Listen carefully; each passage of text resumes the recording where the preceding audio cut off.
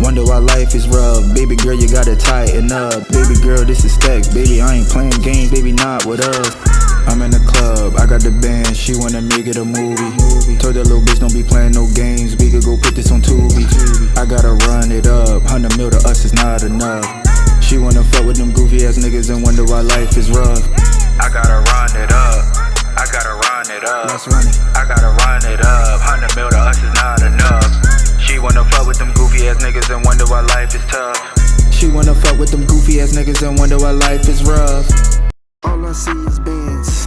Count it up, this money, run it up, this for the fans. Now they seeing ends. When I hit the road, I do this shit over again. I can't see nothing else though, cause you know, all I see is bands. Count it up, this money, run it up, this for the fans. Now they seeing ends. When I hit the road, I do this shit over again. I can't see nothing else though, cause you know.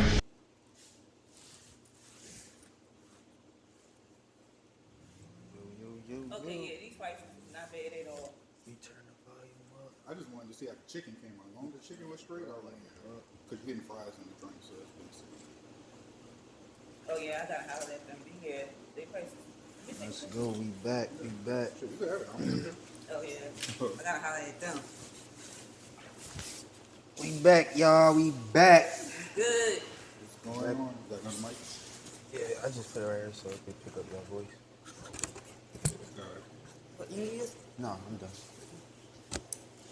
Let me see talk, see if we can pick up your 1 2 1 2 mic check in the building 504. What's up, everybody?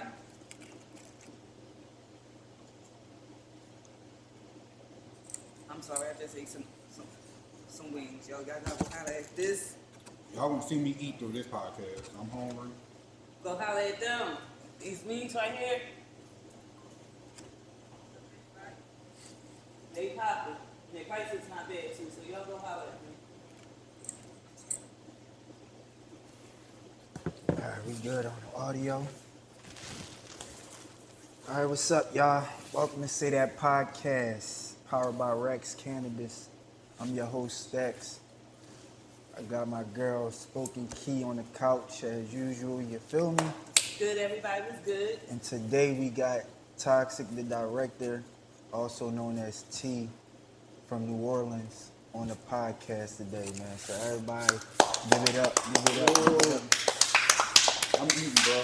They gonna have to excuse me because this.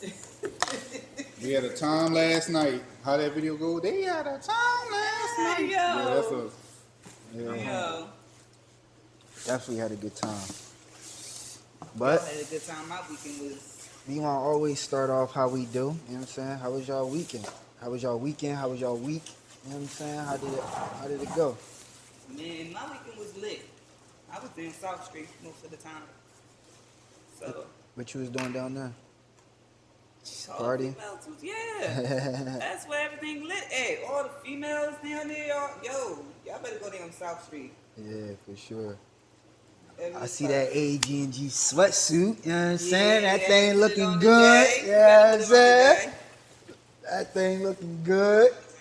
And it's my first time wearing this color. I've never wore this color. How so. it feel? Like, how to let them know, like, how the material It do feels it keep good. it feel good? I really like the material on it, and then I like how it fits because I like my pants fitting like this. Yeah. So I feel real comfortable. It feels really soft to it there, and it's nice to wear out. Like I didn't have to pack a jacket or nothing.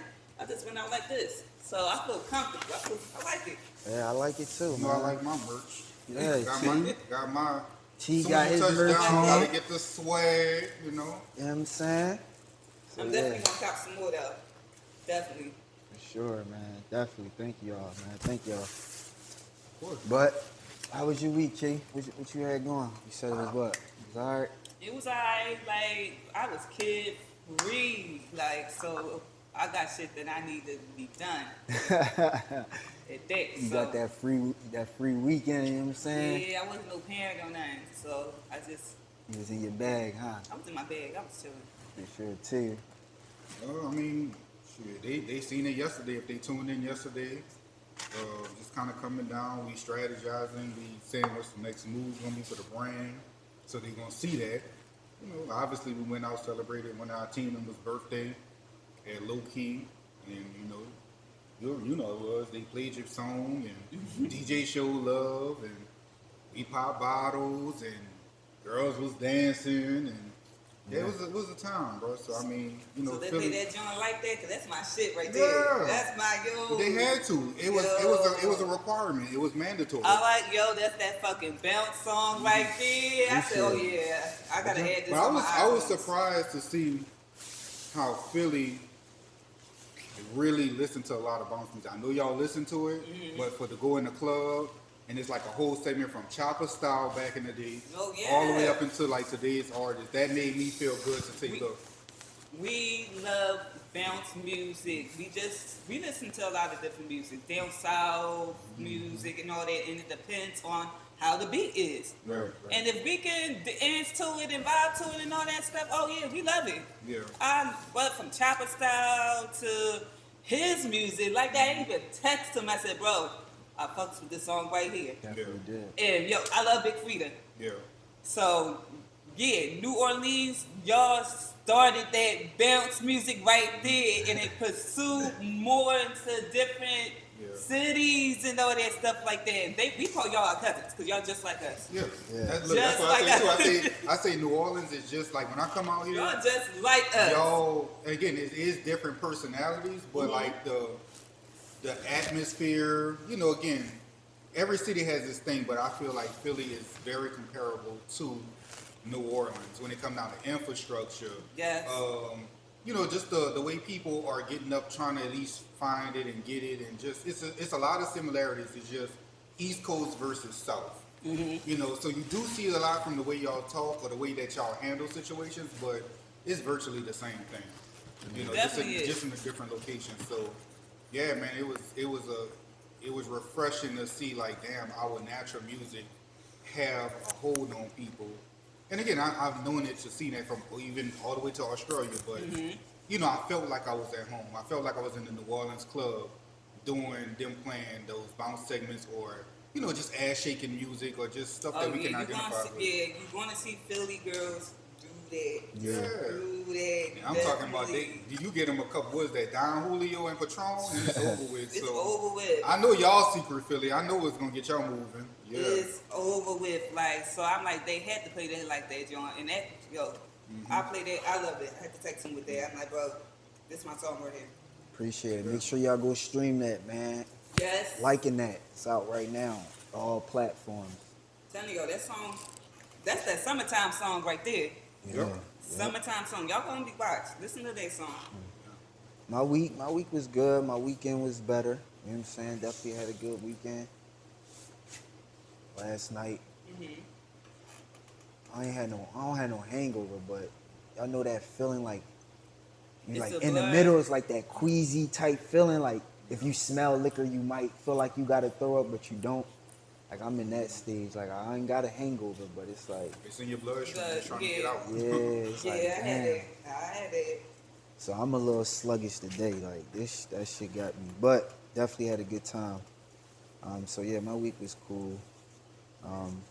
Weekend was Turn better. up. Yeah, we had a good time. But yeah, I'm happy I got my manager out here in the city, man. So you know, definitely handling business. Yeah, Doing what like I we told do. you yesterday, man. When I walk through, it's like, again, you know, business already get handled, but it's just I'm not from out here, so at the end of the day, I'm coming with that energy. Like, are we doing business or are we not? You know what I'm saying? You got to approach people like that. Yeah, you If do. we going to a different city, you got to approach them like, I know you don't know me, I don't know you, but I'm coming prepared because look who just walked in the building, you know? Or this Confidence. artist is in the building. I'm not coming Confidence. empty-handed. Here go his flyer and his picture. You can scan it real quick. See if you like what you see and if you rocking with it or not. The club is loud. I don't want to hold a conversation with you. Yo. I get it. You know, people approaching you is just like, you know, but it's just like, look, I ain't got time to waste. I flew all the way out here. What's up? And you could tell me no, like I said yesterday. Right. You know, you could either do business or if you're not rocking with it, just say no. It's okay to say no, but like, you know what I'm saying? That, Don't waste your time. yeah, you just gotta have that Don't waste energy, your bro. time. Yeah. Be Like we upfront. already in here. getting sections, getting bottles. Like we following the rules to make y'all happy. Now, if y'all gonna say that y'all support artists or upcoming artists, so y'all you know, again, every artist not ready. I do believe that. I believe every artist don't need to walk in the club trying to get the DJ their music. It's about your approach. You know, are you ready music wise, or does it fit the same? Because I only made sure that we went up as they playing bounce music. Okay, if y'all playing that bounce music, then play this bounce music. And this artist is from here. And he's shouting out y'all hood. Right. He shout out what? North Philly, West Philly, Germantown, Allentown, you know what? All y'all different spots. So I'm just like, it only makes sense. Yeah. It only makes sense. Everything, yeah. And that's how he came. So yeah, the weekend was definitely dope, man. So, you know what I'm saying? That's to that. You know, our business as always. Of course, it looked fun, but while we having fun, we definitely definitely handling business. You feel me? It's a lot of work. Hell yeah. But as far as basketball, you know, sports, let's get into it. Yeah. So my team, we played. I'm a Sixers fan, bro. Ride or die. Since AI. That's my blood right there. So we play Atlanta Hawks at 6 o'clock. So I already know who was out. Still, Maxey, Kelly Oubre, and Paul Deach, which I don't give too much care about him. They're out. We lost against last game against the Spurs. The Spurs, 120 to 129. And we did okay. Like, we had, like, what, 3 players who scored in their 20s like that? And the rest of them was, like, 75. So, well, I'm a little good with that. But let's just hope we take this win with the Atlanta Hawks. So, And y'all lost to OKC. oh, yeah, we lost to OKC. Lost to them. So y'all on like a 3-game losing streak, I'm man. like, you already know what I post. Like, I know you seen that Kevin Garnett and Paul George? Paul Pierce? Yeah, Paul Pierce. Paul Pierce. What they said on their podcast. I agree with Paul Pierce. We need a new fresh start That's of everything. Yeah. The whole organization and all that. Yes, we need a new fresh start. So we It's just something back. not right. So now we back at the process. We back to scratch the process. That shit did. Bro, yeah, man. Like, we don't even got a center, bro. We don't got a center at all. So scratch that, huh? So I don't know about no playoffs this year. So we play at 6. So that's all I can say with them. Yeah. Huh? Sixers gotta get it together, man. They gotta figure it out fast. Fast. It's fast, cause it's not looking good. All of these starters is down. None of the starters is playing. That shit is crazy. Like, And then they just brung some new ball in there. I think it's number 6. Whatever his number is, he hooping. Sixers just, I think they brung him up from like the D League, G League, or whatever you call it. I'm trying to think of is that bull that I used don't to know play his for name. Boston, but it's not him. I don't know, but there's some one dude. He had a couple good games. Like, he had some good games. Yeah, Hold y'all on, I think I know lost. who you're talking about. I gotta look him up, but I think I know who you're talking about. Though. I just can't get his name.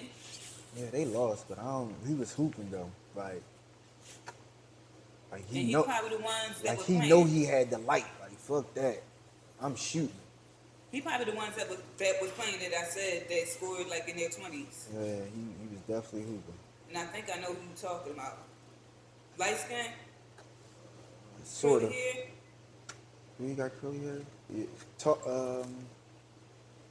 don't know. I gotta go I back forget and what look. position he played for though. I gotta think go I know back who and you're look. talking about. But yeah, wherever he is, he was balling. That nigga was hooping. Yo, I seen this video, bro. These little youngies out here, they balling like Kyrie and all them. Like, I post this young boy on my video, right? And he remind me of a Kyrie Irving dribbling and all that. I'm saying, he got tattoos and all that stuff. I'm like, yo, this young boy out here really got fucking skills. He's like maybe 6, 7 years old playing ball. With bro. tattoos? I don't know if them tattoos was real or not, but Damn. yo, I Yeah, said, nah, they- man, Yeah, watch, they my starting nephew to gonna get be them- like They that. starting to get them little temporary tattoos. Like, Yeah. I seen football players, like little kids, their parents starting to let them get the whole temp tattoos or whatever while they play. What's that? Like the water type joint? I don't know how they put it on, but it is like long lasting. So it might be. Like you can order that stuff offline. Like Temu got shit like that. So, but this young boy was really like balling. Like he could play in the NBA. Like really. That's tough. So I said, oh, okay, young boy. Shout out to him for that. All right.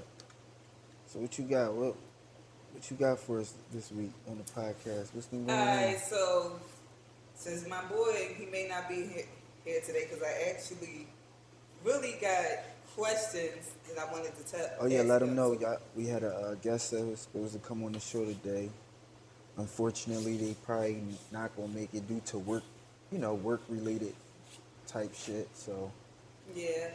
we gonna definitely reschedule and get back. So we was definitely prepared to interview somebody, have a talk with somebody. I ain't gonna say interview, but just have somebody pull up on the couch and chat with us, give y'all some game, you know what I'm saying? And let y'all know where he could be followed and stuff at, you know what I'm saying?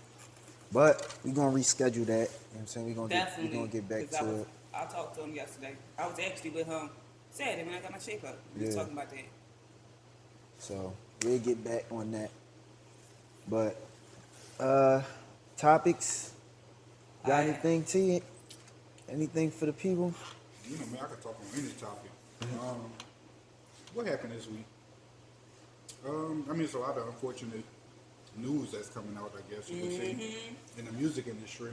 No, even in the acting industry, because I seen one with, I don't know if y'all seen it, but Monique, right? She spoke up about Tyler Perry. Singing at, Speaking the eulogy. at Angie Stone, y'all, And what happened? So, Angie Stone passed away. Yeah. They had her funeral. Tyler Perry went up there and delivered the eulogy. Yeah. Again, I'm going to just say the premise of what he said because I don't want to quote exactly and I'll be wrong. But he basically was just like, the record label was, look how she was so influential, but yet when she was alive, they was not paying her her worth. They was not paying, the labels and stuff owe her so much money, right? And now it's time for y'all to do right by her and give it to her family and let them collect. But that sparked Monique, the comedian, to jump in the chat online and get back into it. Like, they had a long-lasting beef because Lee Daniels, Oprah Winfrey, and Tyler Perry was trying to get her to promote Precious. So again, everybody kind of know that. Oh yeah, Precious, that the press movie Precious, that run, that tour run there or whatever, that press run. And she was like, I'm not doing it for free. So again, that's been years. It's been almost probably a decade now at this point. I was like in high school when that movie came out. And mind you, I read the book. The book is called Push. I read half of it, but I had to put that down from what I read. It was like, So, when I heard about the movie Precious coming out, I think I was like maybe 11th grade when that came out. I'm like, oh my God, they're going to have Monique, the comedian, play the mom. And when I said, because I read the book, it was like, That was a crazy. So the she did a good job.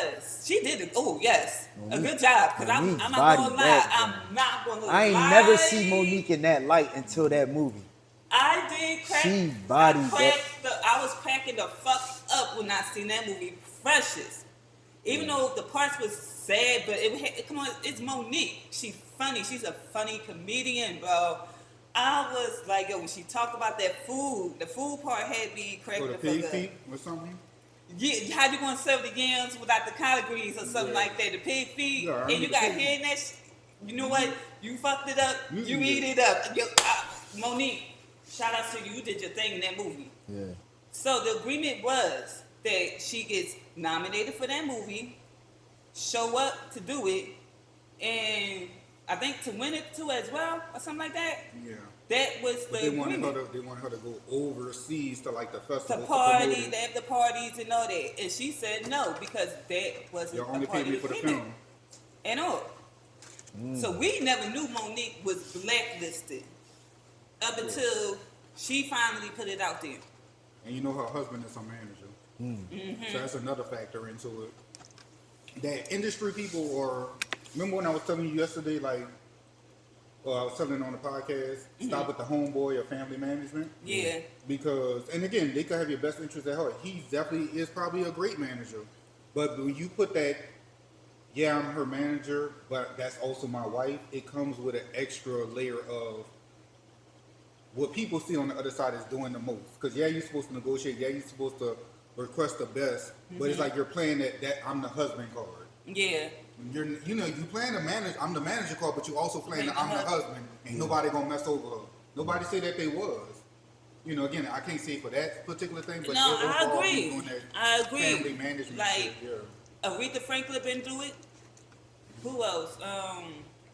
Wendy Williams also been through that. Yep. So it's definitely not a good mixture at all. Nobody relative-wise, it's a no-no. It has its pros and cons to it for sure. Like you can be there, but far as though managing wise, because if you notice, her rebuttal all this time is, my husband Sydney, that's my manager, but y'all taking food off our table and our household and our baby's that's pocket. like a lot of layers to get through. It's like you could have a debate or discrepancy, but it's just like it worked for make it seem Monique, personal. but for a person that's trying to do business, it's kind of like. Like, let's just do business. This your manager, this your manager. Don't throw that husband card into it. Right. Exactly. So she spoke up about it, and it was on the Shade Room, right? She felt some type of way because how can you give your apology to Angie Stone, but she never received her apology that he owed to her since 2016? And they recorded the conversation. And but he admitted that she was right and the whole situation was wrong. She basically recorded their combo on the phone.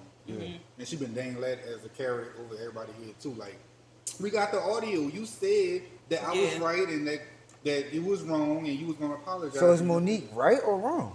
Like she's right. She's right. So, but she going about it wrong? I feel so. To the degree she's doing it, yes. Yeah. I feel like to the degree. You definitely supposed to, if you're gonna expose it, you expose it. And if they blackball you, you have every right to be pissed off. But don't let that overshadow. We know Monique to be a queen of comedy, a legend. Yes. Regardless of the Precious film and all the controversy, we know you to be a superstar, and we will always support you, Monique. But now this is all you talk about. You could go get other films.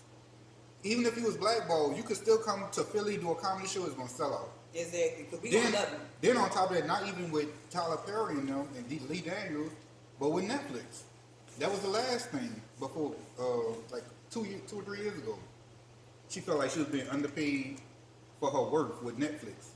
Netflix, Amy Schumer, all the white comedians, when Netflix give them a special, they offer them $20 million. Exactly. True.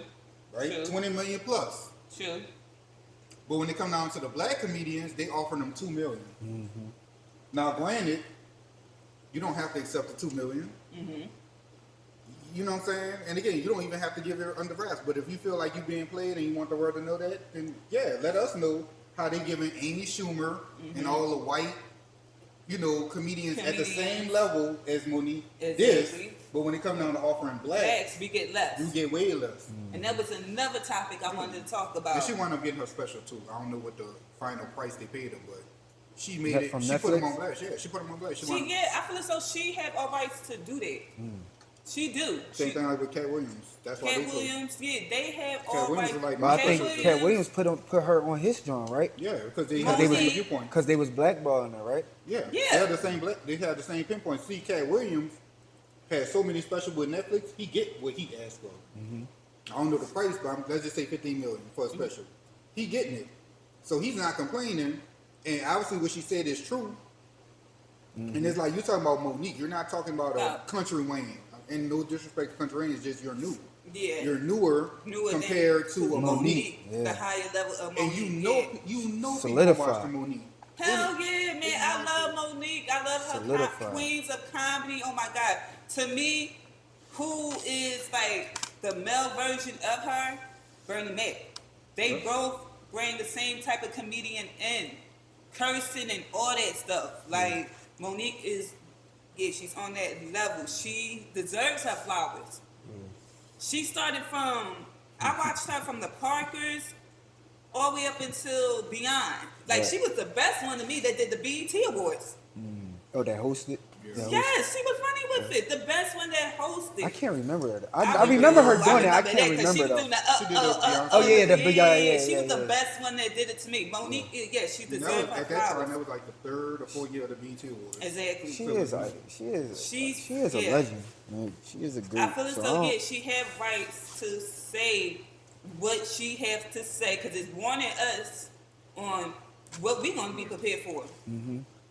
Like But I said, you we know never what knew it, she you know was what it is, blacklisted. and this is just my opinion. I feel like it sums up to where it's like she's begging for their approval, or she's begging, True. and it's like you don't have to do that, Monique. Yes, expose them. You sound like when they said Kanye was doing that shit. Yeah, it's almost Yeah, the same. Kanye- It's just like how Kanye feel about certain topics. It's like, But yeah, Kanye couldn't do it by himself. That's what he kept trying to tell people. Man. But yeah, she You is. need those people, bruh. yeah. I just think the whole equation that makes it worse is her husband. Because again, She gotta isolate that. yeah, because it's like They own those comedy clubs, those venues. Like, Yeah. she's blackballed. but it's the movies too. It's more so movies. Like you got Tyler Perry, Oprah. Then you got Well, Lee yeah, Daniels. They're the that's- producers of Hollywood when it comes out like black film. Yeah. So if The they top saying lines. that The if they calling gatekeepers. people up or they like she's difficult to work with, because again everybody see what she's doing publicly.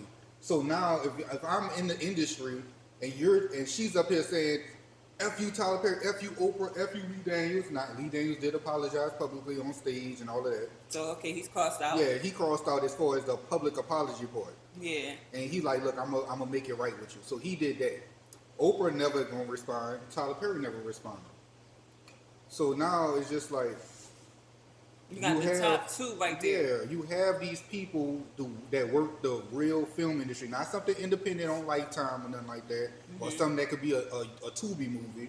This is like Oscar movie film. And they have their own production. productions.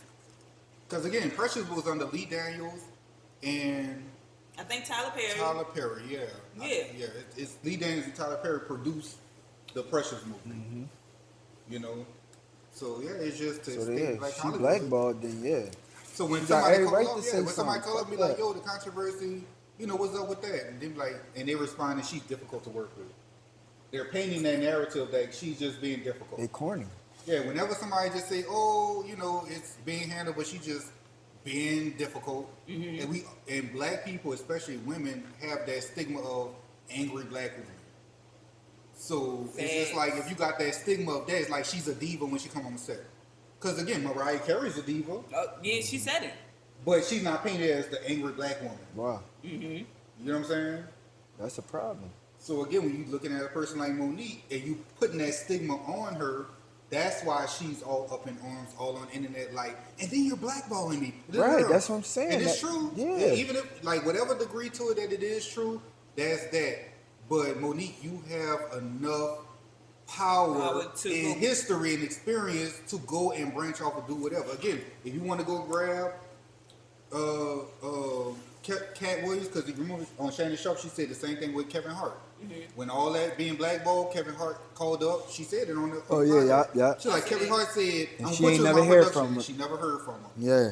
So she calling Kevin Hart out like, you say you was gonna help me and you didn't, Right. Damn. and you ghosted me. So again, whatever happened between when you last talked to me saying you was gonna help me, to like 2 months later where you now ignoring my calls, what happened?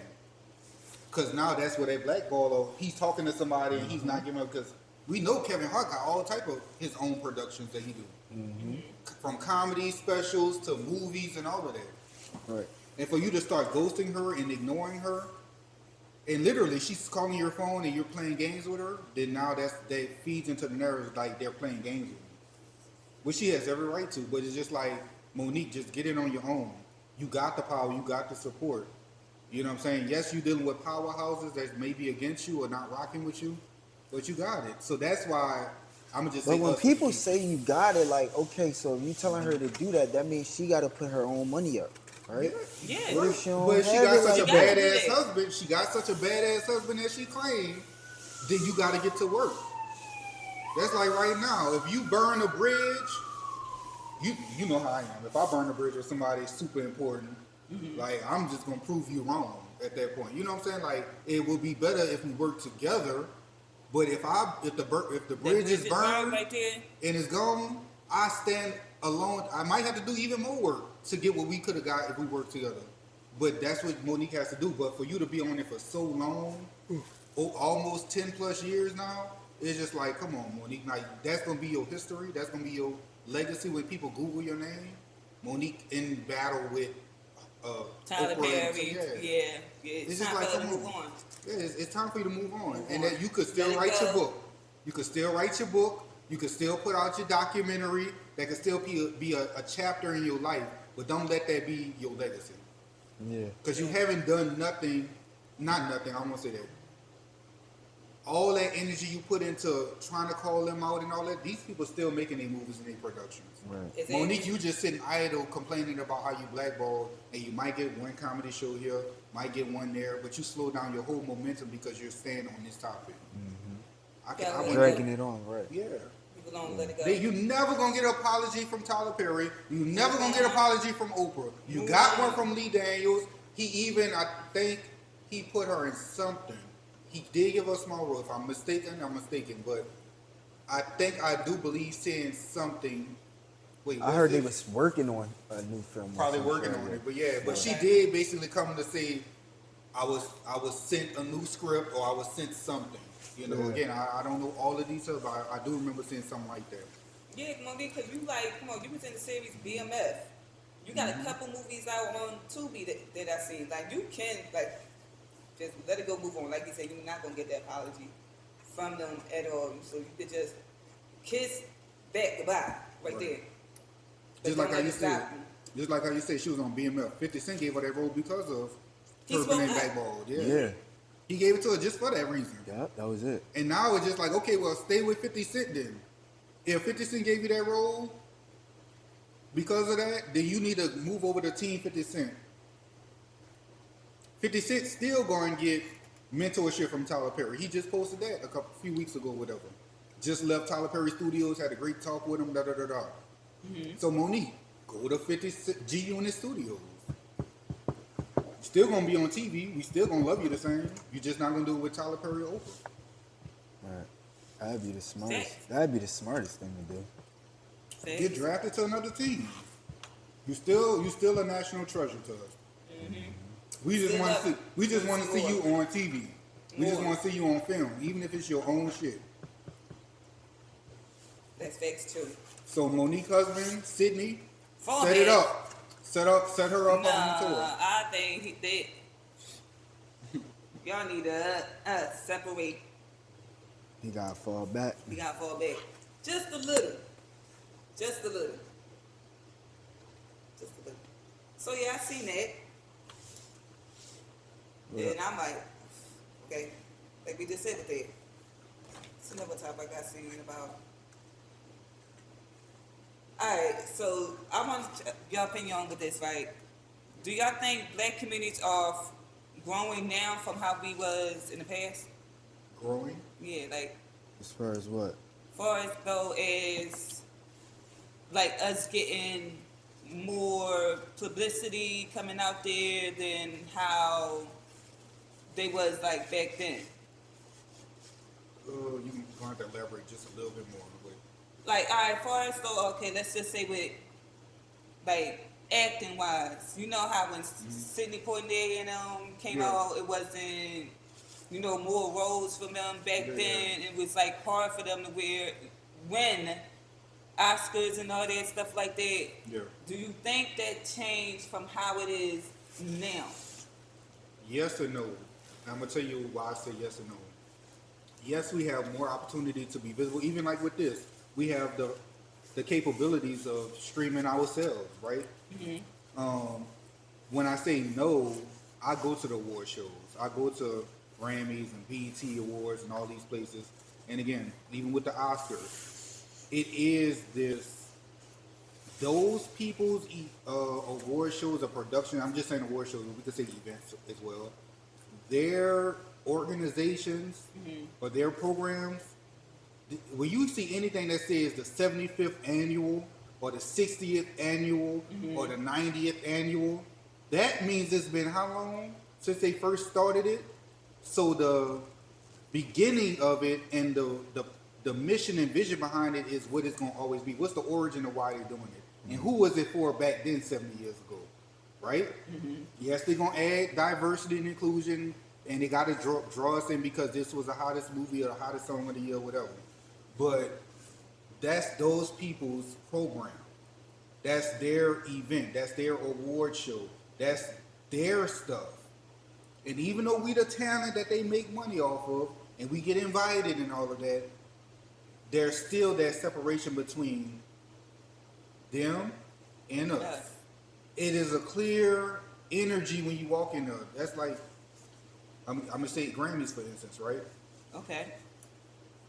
If you go to the Grammys and you're sitting on the floor, not in the stands or nothing, but if you're sitting on the floor where the camera catch the celebrities' faces and all of that, if you down there, you notice that they play musical chairs all day. Like it's literally a seating chart. They tell people where to sit at.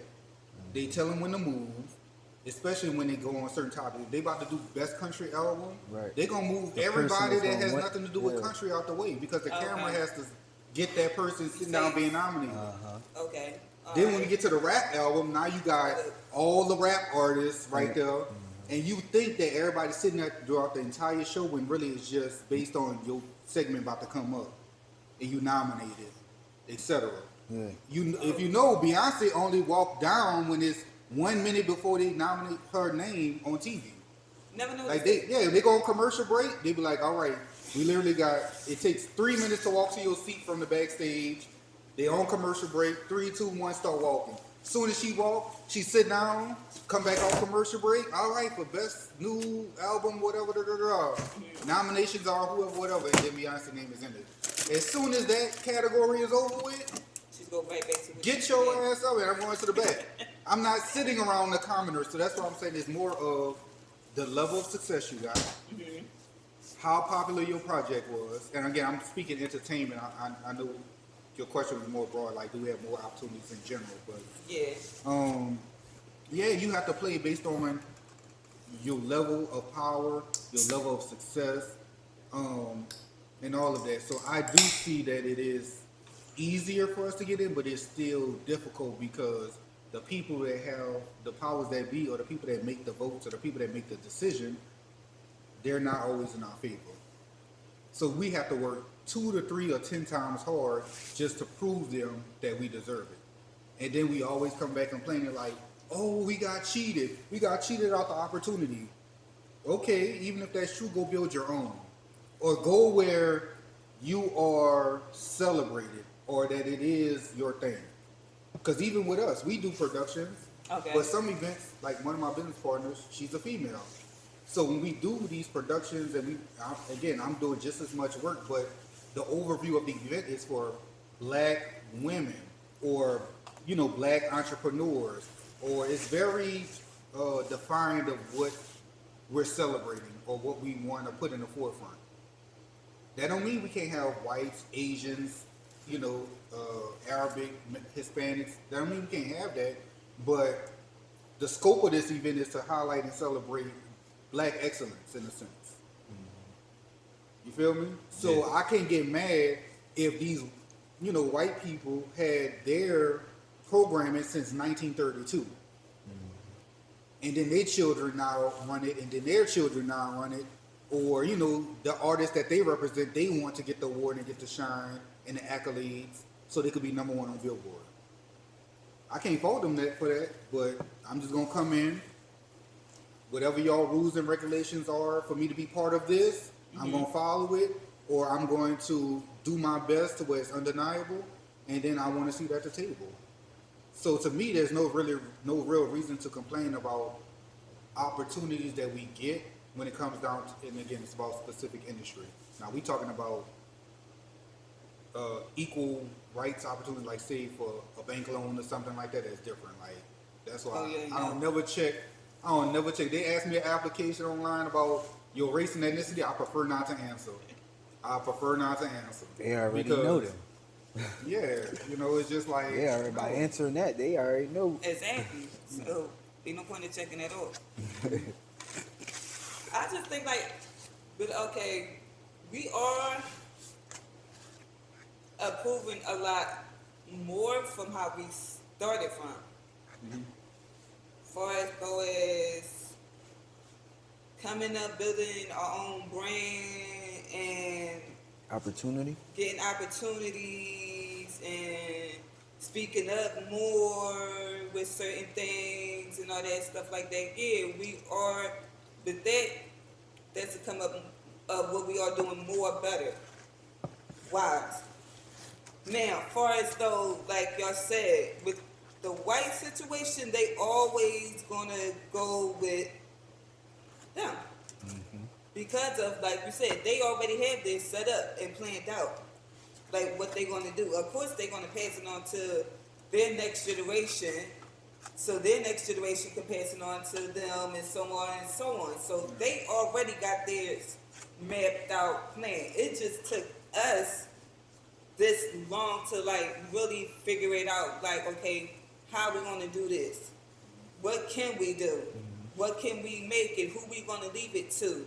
Like, okay, my legacy, I want to leave it to my son. That's when I want to leave my legacy on to him, and you know, family, like, and their kids and all that stuff like that. So, me personally, it's like I don't mind bringing him with me to certain places, so that way he can see on what he want to do. Right. So, yeah, it just took us that long of a time to really like figure that out, like what we gonna do, who we gonna leave the legacy on to, because we so trust on other people at that time and not figuring out we don't need like nobody. We could do this on our own.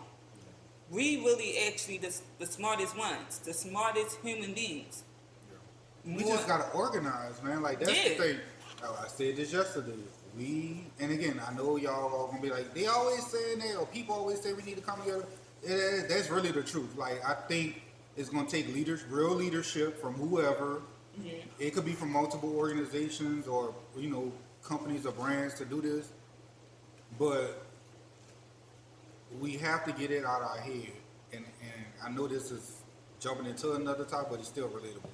You know, like even with the whole Black Lives Matter movement and all of that, people got their viewpoints about how they feel about it. But at the end of the day, it's about organization, it's about structure. And I believe that if we had the right leadership, that people can look to and say, okay, that person's not saying nothing wrong. I will put my trust, almost like how the country is ran. What we doing? We voting for a president. We're voting for a leader that's going to guide us as a country to be better. We went down to the polls and voted. Everybody didn't, but you know, people went to and voted for who they wanted to represent the country.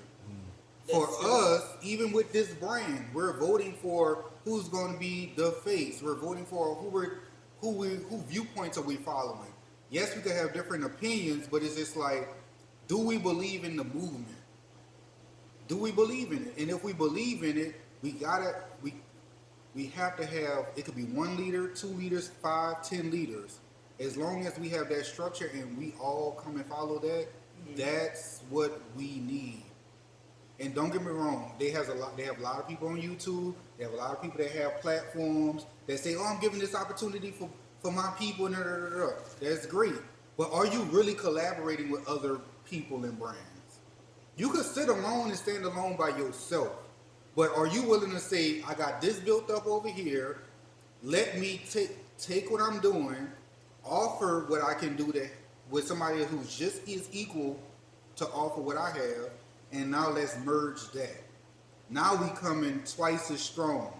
We got 1 leader over here, we got 1 leader over there. They're on the same page, and now you got 50 people under that leadership and 80 people under this leadership, and now you got a combined of 150 people moving towards one common goal.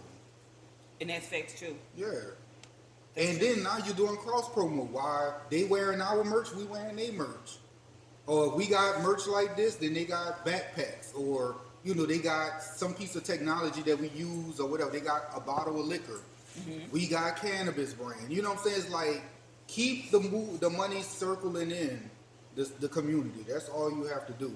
And that's where I feel strong-heartedly we have a weak point as a people. I love my people. I'm so all about empowerment, but at the end of the day, I have to call it what it is. It's too much selfishness out here. It's too much. I gotta get me and F them other than like. You definitely need to do that at times, depending on what level and what's the scenario. But if we talking about what you're talking about, no, we need better leadership and organization, and just say this is who we following and this is what we following.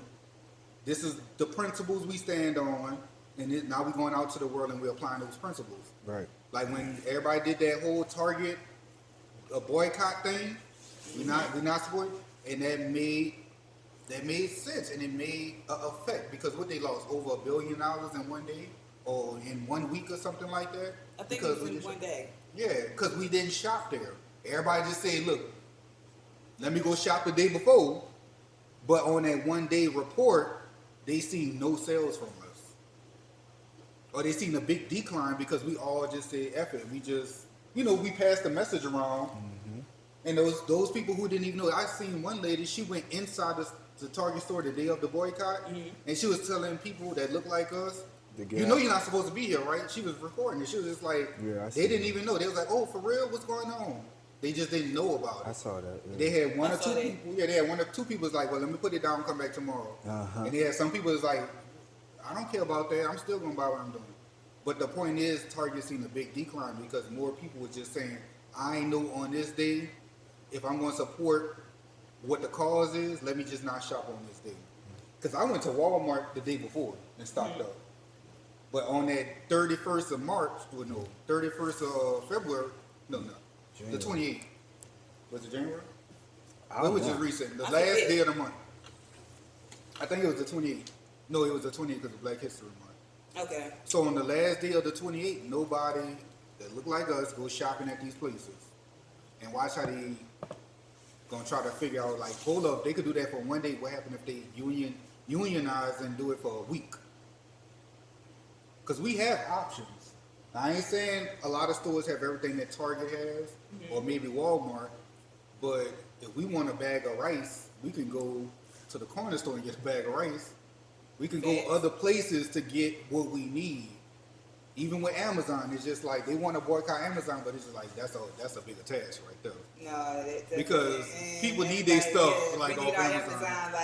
If we gonna give up Target, we can't give up Amazon. But all these other companies are gonna start seeing like, hold up, they got a little bit of organization with them. We gotta now start giving them back diversity initiatives and all of that. Because what you think they do for what? Pride Month. Pride Month in June, every company from AT&T, Verizon, Target, they gonna come out with their clothing, they merch, stuff like that, flags, Pride and all that stuff for Pride Month. They do that every year. And they doing that just to say, hey, we might not like y'all viewpoints, but we support y'all. Like it's just that's how they are. So they gonna give you a little something to say. We're not racist. We're not phobic. We're not whatever. Because look what we do throughout the month of June. Or look what we do for Black History Month. Okay, that's fine. You giving us a little dedicated, but that need to be all year round. Right. Don't just give us a little one piece over here and say that. That's why they say there's no such thing as Black History Month. Right. Black History is every month. That's a year. I call it a year. Black History is a year. So they can't give us that little ass month. And it's 28. And it's the shortest. Exactly. The shortest month at that. Like, come on. We invented a lot of stuff on this earth. So we need a whole year. Not we need every year. We invented a lot of stuff. We need the whole year. We need a whole year for that. So, yeah, I agree with that. A whole year. Whole year. Alright. What you think? You heard about that Yellow Beezy? You know what that is? Yellow Beezy? Yellow Beezy? No. The music boy from Texas. That's on me, baby. Yeah, I heard that song. Yeah, I heard that song. That little nigga just got locked up. Oh, I hear about You know about Mo 3, right? You know Yeah. Mo- I know about him, but I ain't hear about that. They saying allegedly he hired the person to kill him. So He was locked his ass yeah, they up. definitely had a long term. They both from the city of Dallas. Okay. They basically been having a long term beef up until the death of Mo 3. Okay. And this again, it's always been alleged that, but there's no proof. But now, 5 years after the fact, is when the feds arrested him, and now it's coming out why they arrested him and all of that because he had dealings with the situation that happened with Mo 3. So now the entire city is still torn between. It's one of those beefs where it's like, whose side you're picking. Even though you're a regular person in Dallas, it's like who you like more, or you might be affiliated with this person because this person is your cousin and all of that.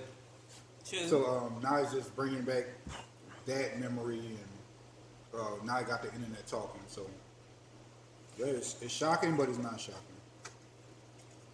I mean, like, my whole thing about it is like, why wait for 5 years? So Because them That's- niggas that's in jail ratting.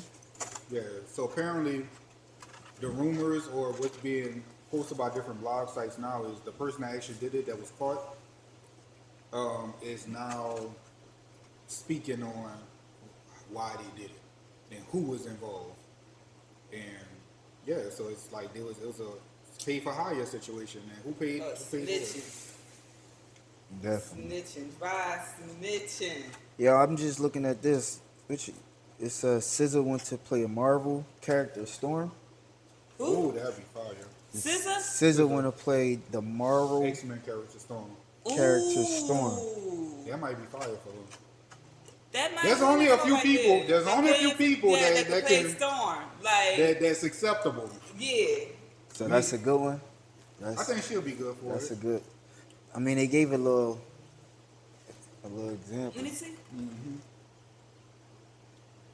Okay. I gotta see her with that hair color. You can though. see it.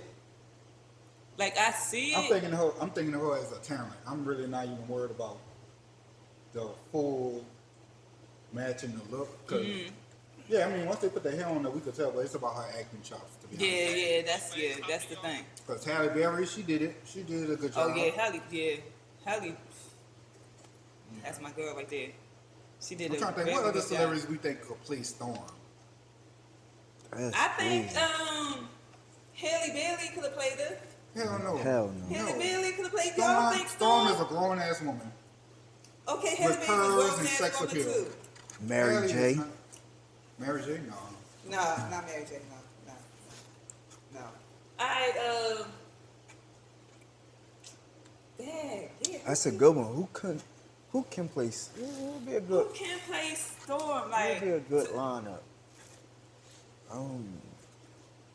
What's the age range? 30s. Mm. They've already built her in the comic verse to be a certain stature because she's always older than like the younger generation that's part of the. Like if you watch X-Men movie, she was more like one of the teachers or PE coaches. Like you talking about the Xavier Charles School for Gifted Youth. So you got Charles Xavier who was like the principal. yeah. Then you had Jean Grey and Scott who was like the coaches or the Sukiyana. teachers. No, hell no. No. Hell no. No. Where's you going there with this? You gotta not watch no some comics. Sukiana, no. And this got to be a poised, well, Elegant. yeah, it's just like, somebody sex that's just. appeal, elegant, somebody fierce. Like, They don't even have to It's show too called much. acting. too much. I Don't have think to she show can too do much it. of It's just nothing, the costume is gonna give you the Sukiana boobs is- and the. no. Yeah, it gotta be. No. This gotta be elegant, sexy, fierce, and it can just pull it off. Then Let alone with the hair too. if you going that route, then you gotta go Rihanna. You know what I'm saying? Wait you a gotta minute, go you might got Rihanna. something right there. Yeah, You gotta I go can see the Rihanna. Rihanna, okay. Beyonce. No. And you not love B, but no, that's not for her. She kind of too big. They might make a whole new character just for her. No. Rihanna, okay. You might got something right there with Rihanna though. Man, who could play Storm? I was about to say let's see, who else? Sierra maybe. Sierra. Sierra kind She of got the look. yeah, She She got got the the look. look. She I got don't the know how the fans. acting gonna be. I don't know how the acting. Oh yeah, that's the only thing with her acting. But she got the looks. The Now now this is more of like if she can really do it, but I really feel Coco Jones will give the look. Like Coco Jones, she's an actress already. Mm-hmm.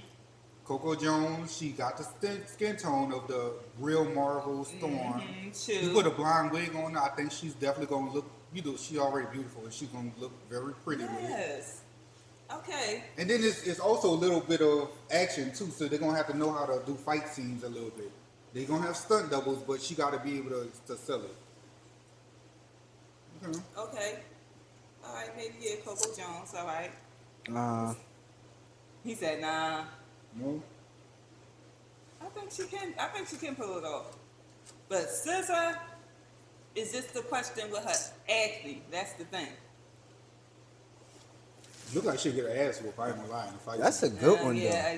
They look like, you know, when they be doing little scenes and they punch and they go flying across. Yeah. Like, Yeah. I see SZA be like hitting the, but she gonna wind up getting back up and doing an uppercut and win. I see SZA like getting her ass whooped on her. Like very in distress. So that means I'm like I want to know who's gonna be the whole different new character in X-Men. That's it. Yeah, they I do think they need to recast the whole thing. X-Men, that's my shit. And it depends on if I'm gonna like it because I'm so used to what Hugh something. Yeah, Him playing Wolverine. Yeah, like so they gotta definitely I want to see how this gonna turn out with that whole remake cast of the new X-Men. What y'all think about Tiana Taylor divorce? Did y'all see that?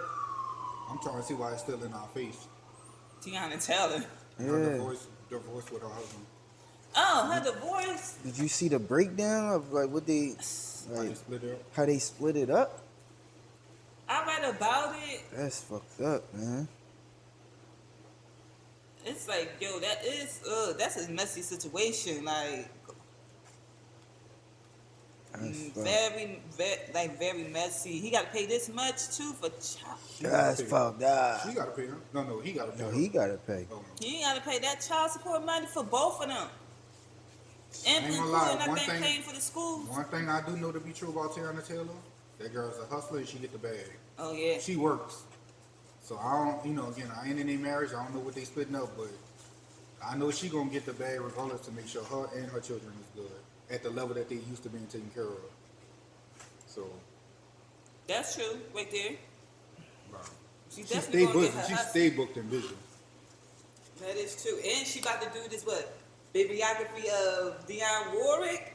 Oh, she got selected for She finals? is. Yeah. Who else look like Dionne Oh Warwick? yeah, she definitely. I just know that always been a thing they wanted to push. Like, She oh, got if Dionne Warwick ever came out with a biopic, it should be her. She got selected. I said y'all picked the right person. Who else looks like Dionne Warwick back then?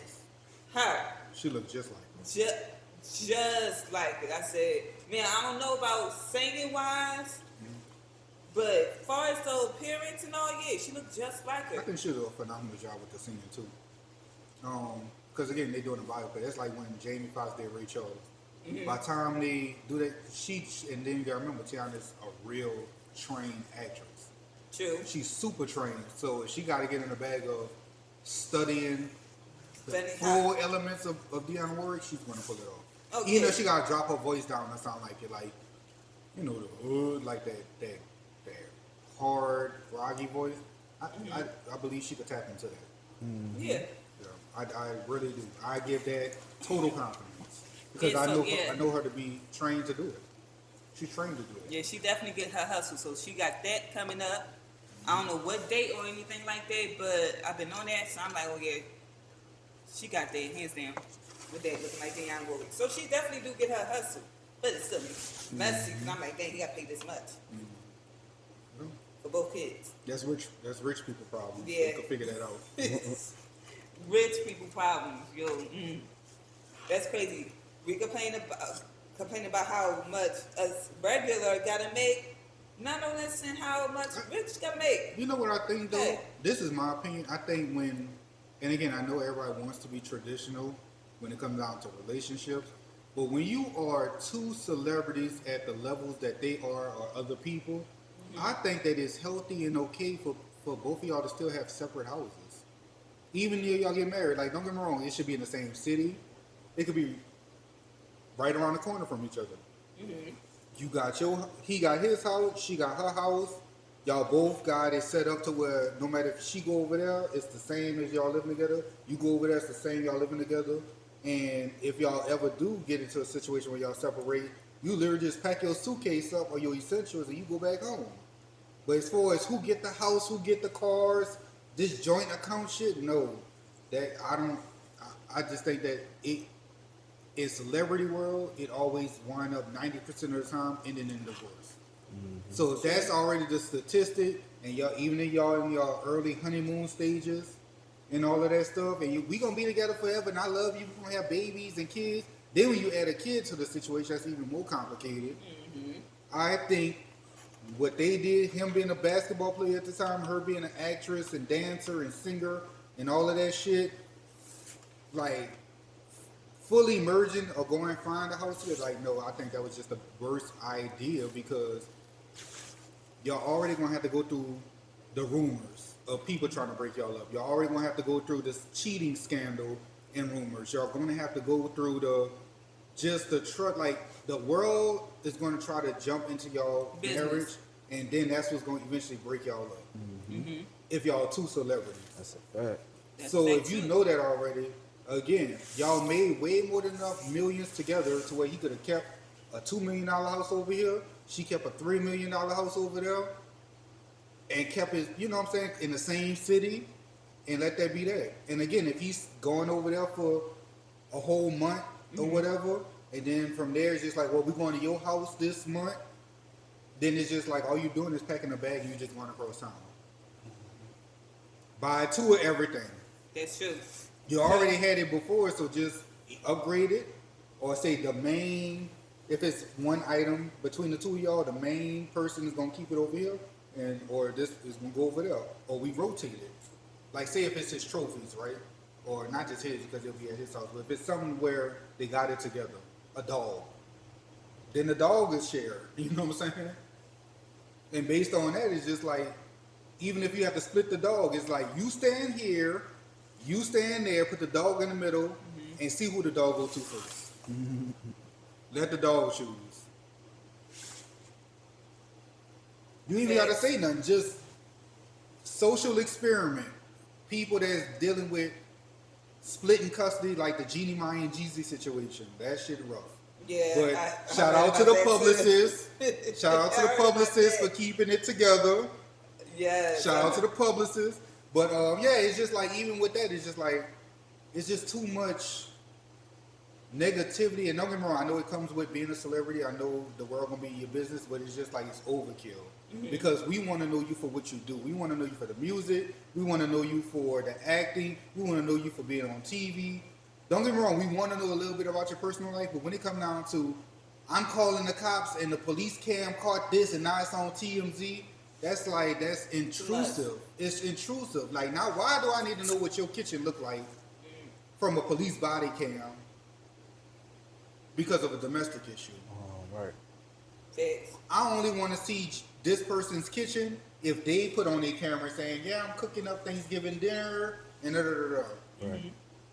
To me, that's very invasive and intrusive for your business to be put out there for the world on TMZ because of a domestic issue. You know, like even when Neo got into it with his baby mama and stuff. What about that? He got rid of her. About that. Bro, He got rid of her and got 3. That Wow, boy I did said, 3. damn, And it was messed Neo. up because we know Neo got money, right? But yeah, But his personal bedroom, you know, don't get me wrong, like shit, I got just as much as Neo when it come down to it, when it came down to what's in the bedroom and shit, like, but I'm looking at it like, damn, that sucks because that man in the comfort of his own home playing a video game, And shorty. you know, no hat on, we know he gotta have his hat, so it's just like, he don't want to be on camera, and it's like you exposing that, and for what? Not to just show the cops, but to show the world. That's corny. Yeah. So that's why I say you have this over here. If you another celebrity, you got that over there. Separate houses. Yeah. Separate houses. And y'all can Makes still things live more together. Easier. Y'all got 2 master bedrooms at that point. Makes things more easier and simple, yo. Instead of going through just all that people putting your business out there on blast, especially when y'all get mad and all that. Like, nobody got time for that. And what you think the kids gonna see when they get older?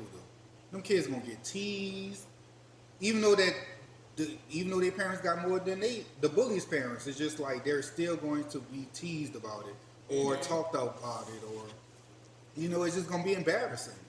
And then when they get older and they able to really look at the internet and Google their parents' name, that goes back to the Monique thing. Like when I Google your name, what's gonna pop up first? If I see the first thing is domestic abuse and embarrassing moments and fight in the elevator type shit, like it's just like, no, let's get this controlled because that's hurting the money. Right. You will be on every blog site. You're going to be on the Shade Room. You're going to be on Neighborhood Talk. You're going to be on ET. You're going to be on E.T. Yeah, You gonna say ET. Yeah, ET. Yeah, Entertainment Tonight. That's Hollywood. That's they outlets. But yeah, you're going to be on these platforms, but it's just like in what light, like in what way, and then that makes producer people to be like, or people that's in position to give you the next check or the next job or the next gig. Not right now because it's just too much going controversy. Yeah, especially when we talk about domestic issues, abuse, and all that. Even if it's verbal, it's just like we don't want that attached to what we got going on. So we're going to go find somebody just as good. They got that. Yeah, going on. that's what we do. We do that as people in production. We literally have to. I do the panel. It's just like we dealing with people that work for people that's in controversy, and it's just like, well, can we talk about their job, or do we have to find somebody else? Because right now they ain't gonna want to talk about it. It's on camera. It's a legal issue that's going on currently, so they not gonna be able to, if they wanted to, speak on it, and it's gonna be awkward. So to eliminate that whole awkward space on the event lineup, let's just put them on hold until all this cool off. True. Yeah. And that's what we do. I do this shit. I know. I would do the same thing. We gonna put you on hold until this situation dies down. Okay. And once that dies and that down, messes up the money. then we'll come back to you on it. Right. No matter how famous you are. Yeah. No matter. Yeah. Because right now, we bring you on the stage, everybody gonna know what's in the headlines right now. That's what they're gonna want to talk about. And then it comes back on the people who you with to a date. So whether it's good or bad, it's more so with the bad situation, it's gonna come back towards other people that was with you that make it seem like they was involved. So no, if I gotta be something that I constantly seeing on social media, yeah, I'm like, nah, I'm gonna just wait till your situation dies down. Yeah. That's the best thing, because other than that, we're gonna be seen as a platform that was messy. Yeah. Now, don't get me wrong, if your platform is based on that, then that's what it's for. But a person that's, again, all based on what your mission and your vision is as an organization, whatever. But if we're not looking to promote that purposely, then no, we have to pass you up. It's a decision it's a decision we have to make. And yeah, we still want the contact. We still want to be involved with you later, like what you just said. But right now, it's just not a good time. Yeah, it's not. With all the controversy going on. Too much going on. Yeah. Too And much. then next thing you know, that celebrity gonna run to the internet. See, this is why I should never marry this, because now it's affecting my bag, and now they in court talking about how they lost out on a $50,000 gig or whatever, Exactly. because of the shit that's going on and what they did by exposing it and putting it on the internet. It's just like, it's too much. Crazy. Too much. Too much going on. And Too much. and people gonna always fight over the most, Who is- shelter over their head, the cars they drive, who got access to the money in the bank if it's a joint account, share custody. At that point, let the kids decide. Like, who you want to go live with? Mom or Yeah. dad. Or just put them in a room with somebody else that's not y'all. Let them That say who shit you like. crazy. Yeah, and then let the kids decide. Because they already know whoever get the kids, the other person might have to pay child support. or whoever's the breadwinner. It's just might a have to pay child natural support. feeling for the kid to want to go with mom, though. Yeah. So Yeah. I feel like the But- kid gonna yeah. always pick But the everybody mom. upbringing is different though. Everybody's It's- different. now- Until they like- get older, as they get older, Yeah. then they see like, all right, the dad is really. It's common. It's very common for more people want to go with the mom, for sure. But there's always a lot of situations where it's just like sometimes the kid feel like, damn, dad got more popping if I go over there. You know what I'm saying? And they gonna want the kid gonna always want what they can get the most out of. Right. Always. Choose. And that's first, but then second they gonna like, can I get along with this person as a parent more? Like, I know I want to go over here because I can get everything and I'm spoiled rotten. And then the second thing is, is my energy and my attitude gonna be right? I don't care if the kid 5 years old, they kind of know that already. So that's why I say do it with a mediator, with somebody that's a professional in another room. Have them ask a series of questions that gets to the result of who this kid really want to be with.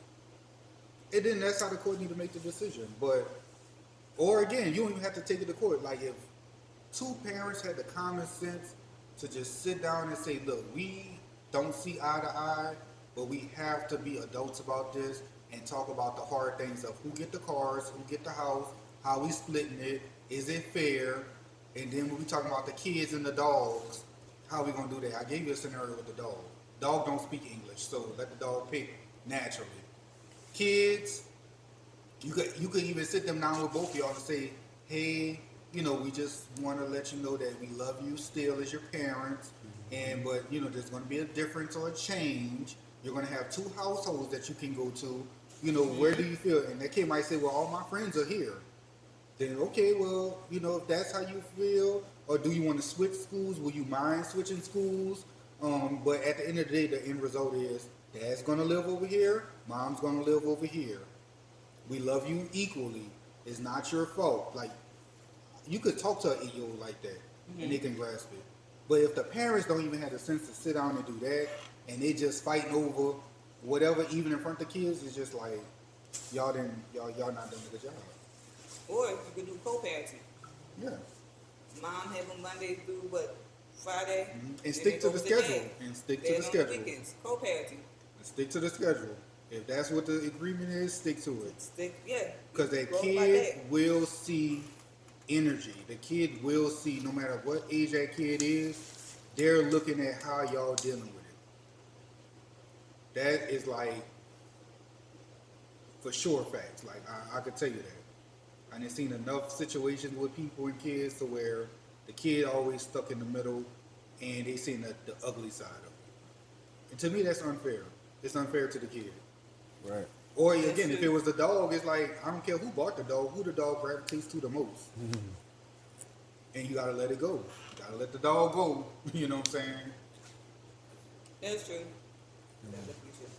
So yeah, that celebrity marriage stuff, like Tiana Taylor and Iman and all of them, it just sucks because when they were together, it was nice. Don't get me wrong, there was That's what I'm rumors. saying. Like that But- shit be crazy. It's so ugly. Like that shit crazy. Yeah, 'cause when they was good, I Something felt could they be made so a good good, couple and then right as soon as there. that shit go bad, What made it go that bad, though? shit get And ugly. that's why I feel that's so personal for them because they painted a good picture. Like, I've always seen them to be happy. I've always seen them to be. And don't get me wrong, she's more aggressive than he is, but it was a chemistry that worked.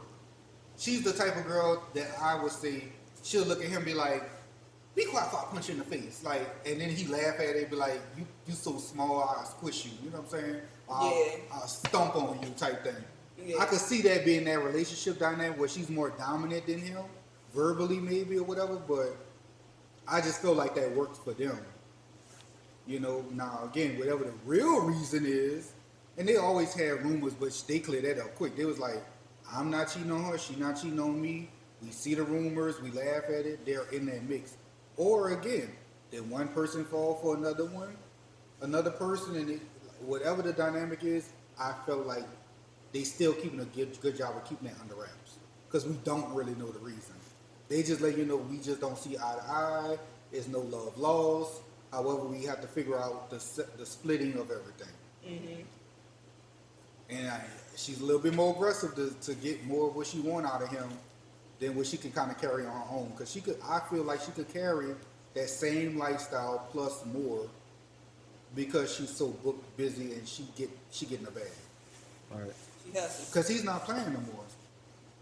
Right. Am I wrong? Right now? No. Okay, yeah, he's not playing. So if his only profession is being a professional athlete, he's not on the team. I know he got some acting roles, little here and there, but that's like a one little gig check that check could be going in like 2-3 months. So if he's not doing that, what is he doing? I don't know how many businesses he got. I don't know what partnerships he got for his money to come in. Mm-hmm. But yeah, I kind of on the surface I see her to The maintain. hustle, Yeah, I the see her money maintaining. maker. Yeah, I see her maintaining being a breadwinner.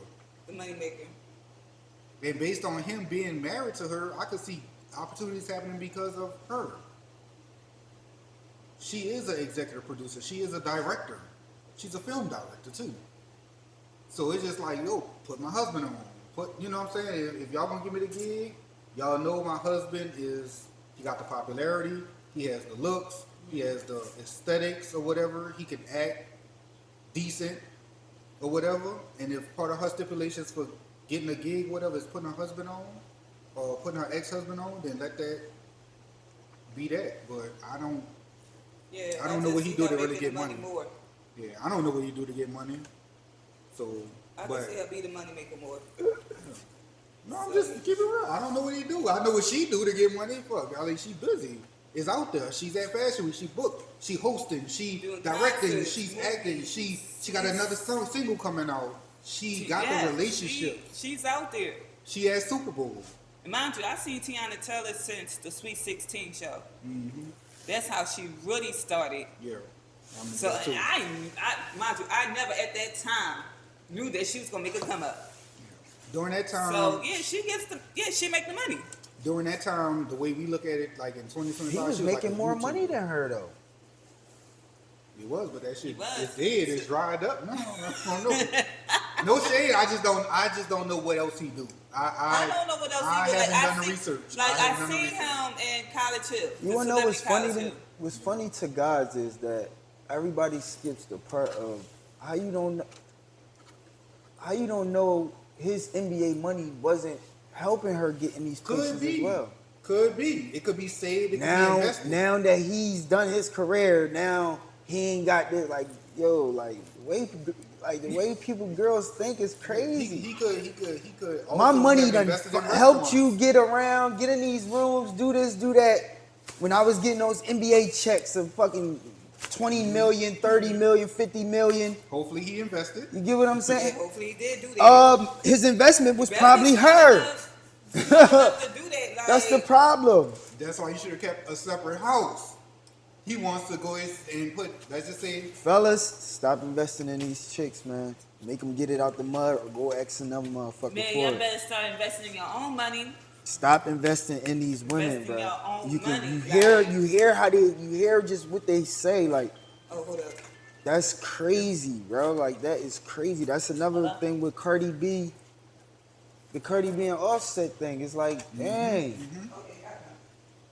Like his money, his resources, all of his shit helped you get to where you at, Cardi. Like, but I don't know. Like I said, I don't know what's going on and why That's she's it. feel that way. That's But that Offset should fault just be corny, man. for buying all them Birkin bags. That should be corny, bro. So niggas better start fucking investing in your kids, motherfucker. Leave these fucking girls alone. Yes. Invest in your kids and your kids don't. Like, Yes, definitely be This shit is smarter. crazy. Again, I understand people want to do the traditional live together, put everything in a joint account. I understand that, but if you two celebrities, you an athlete, she's an entertainer, keep that separate house. You never know when you need it. Keep the cars that you bought for you. You never know when you need it. If y'all want to both go in on a minivan or SUV for the family, like a family SUV, then y'all can talk about splitting that or who gonna get it. You keep your car, she keep her cars. You keep your house, she keep her house. Only thing y'all really debating about is who get the kids and the dog. That's it. Your awards that you won for basketball is at your house. The awards she won for music and entertainment is at her house. You know, TVs and all of that, that stuff you go buy at Walmart for $200-$300. Right. So, you know, again, that's how I would do it. Yeah, but I don't know, man. It's just crazy, man. It's crazy how some people think, man. You know what I'm saying? She could have been his investment. You know what I'm saying? Hell, if you want to look at on a major scale, you see what Rock Nation, who that belongs to versus who Parkwood Entertainment belongs to. I don't know. Parkwood Entertainment, that's Beyonce's company. That's her company. That's a company. Hallie, Like what Hallie they got Bailey- under Hallie and Chloe signed to Beyonce Beyonce. under Parkwood. They not signed to Rock Nation. Parkwood. Yeah, Parkwood. Okay. So Parkwood. So that's a label. It's an entertainment company. It's the same thing like with Rock Nation. Is like management, label, all that stuff. It's an entertainment company. But that's Beyonce's company. Beyonce's talent is signed under her. Jay-Z Jay-Z. has Rock Nation. Like DJ Khaled is signed to Rock Nation, right? So Rock Nation don't have nothing to do with Beyonce labels. What you saying? Like all the way down to the very nitty gritty business. No, it's two separate entities. Now they merged together on a lot. They partnered on a lot. Like right now, I'll give you an example. So he got some type. He doing something. I'm gonna tell you an example. Like when DJ Khaled he signed to Rock Nation, right? He said, "Yo Jay, I need Beyonce on this track." He said it. Oh yeah. I need Beyonce on the what's the song? I know what song you're talking about, and Jay-Z said that he got to get her approval. Yeah. He like, For oh that man, he was song. like, basically Jay-Z was like, again, Cali, fuck. Now I gotta go ask the, you know, he ain't call her Yeah. bitch or nothing. He was just like, now I gotta go ask my fucking wife. I know You what song you talk. I know what song you're talking about though. It was But on his latest, his last and she album. heard it, and she was like, I she took wanna the get top all off the that. Maybach. I took the top off the Maybach. Yeah. No. Yeah, that song. That Maybach. That Shit top was- off. My shit was trash. Yeah, so, but it was just like, again, it was like the business side of it is like, as a producer under Rock Nation, I got an idea. That's why you put me in position. It's perfect for B. I need her on it. Jay-Z like, again, nigga? All right. B, I need you on here. So now Parkwood has to do business with Rock Rock Nation. Nation. And I'm talking about when it comes down to like, if we talking about how the money gonna be split when it's made, But she signed to Rock Nation, right? to a certain degree. Like, I mean, it's a marriage, it's a merger. It really is a merger, but it's two separate entities. So when you get Beyonce, you're doing business with Parkwood. And obviously that's Jay-Z's wife, but it's just like, the check goes to Parkwood Entertainment. It goes to Beyonce Knowles and Parkwood Entertainment. Yeah. That's who the check goes to when the royalties come in. And then when Beyonce get her check, and she put it in her joint account with her husband, you know they still got separate accounts, but when they say, oh, this is for Blue Ivy or whatever, right, for the trust fund, that check is coming from Parkwood and Beyonce. That's not coming from Jay-Z. Now, Jay-Z is getting his 5% for putting a deal together. Because, I mean, I, even at that level, I would still do that. Like, if I'm producing something, or if I'm piecing it, or I'm overseeing things, I want my percentage for the work.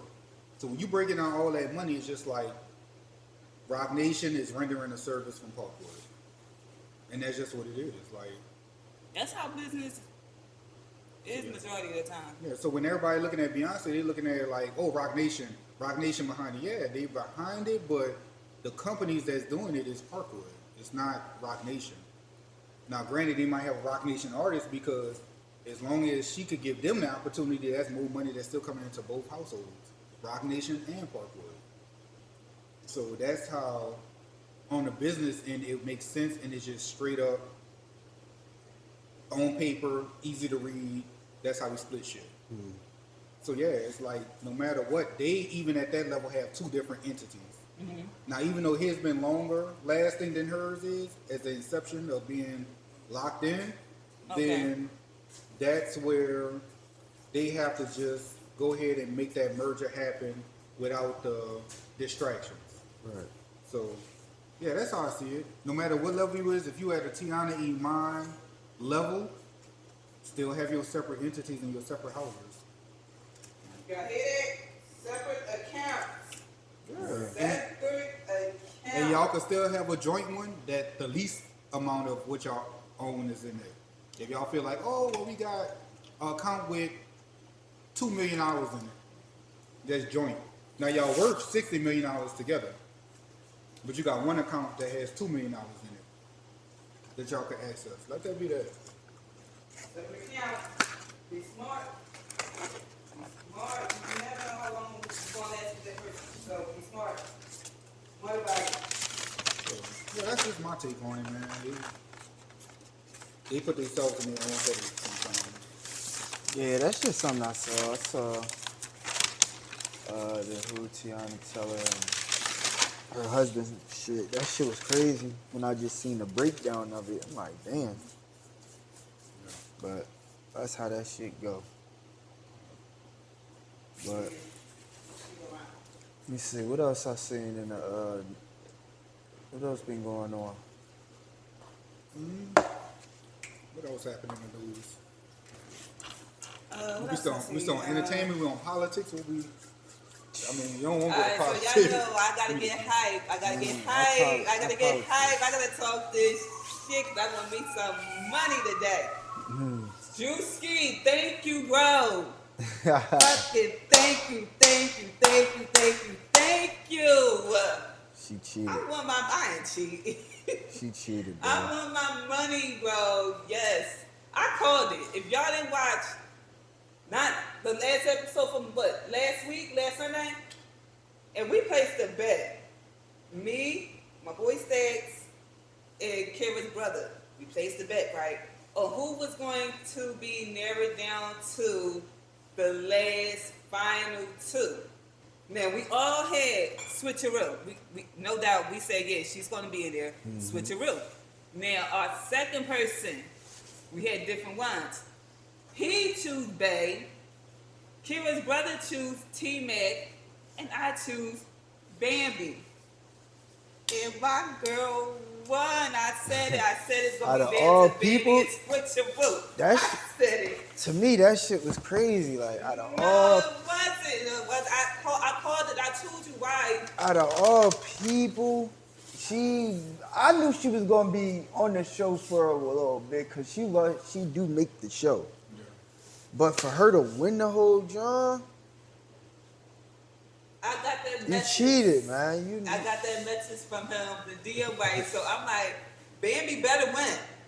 And when I finally got home and looked at that message and seen the video, I jumped up out of my bed. I'm like, let's fucking go. I said, I'm texting him. I said, bring me my money. Like, Ew, man, that shit, I called it. I said it's gonna be down to Bambi and switcheroo. some cheating ass shit, I man. called it. Bambi's funny. She's hilarious. She keeps very dramatic. You And did then call it though. very dramatic. So, and then I read the comments too on that video. Everybody said she's hilarious. I knew she was gonna win. I watched a lot of series. I called it. I said that's the one I'm gonna like right there, Bambi. So Juicy, shout outs to you, bro. Like I want somebody for that bet. Yeah. That guy doing his thing with the productions, though. Yeah, shout out to Drewski. Oh, that could have been love. Yeah. Yeah, that. And that's what I'm saying. The independent. Now, again, I know Drewski has the clout, fame, and support and resources. But even when you look at his type of productions, right? That's why I even tell independent people, like, same thing like we were saying with the Monique, just you have enough to do your own stuff. Like, when you really break it down, like what Drewski is doing and a lot of these other people that's coming up with their shows, they get in a mansion for the month. They get a mansion for the month. Once they get a mansion for a month, that might cost you in Hollywood, let's say $150,000, right? Right. Then you paying for your staff and camera crew. Let's just say you allocated towards, I'm just using numbers. You allocated towards another $50,000 for a camera crew. Now you're at what, 200,000?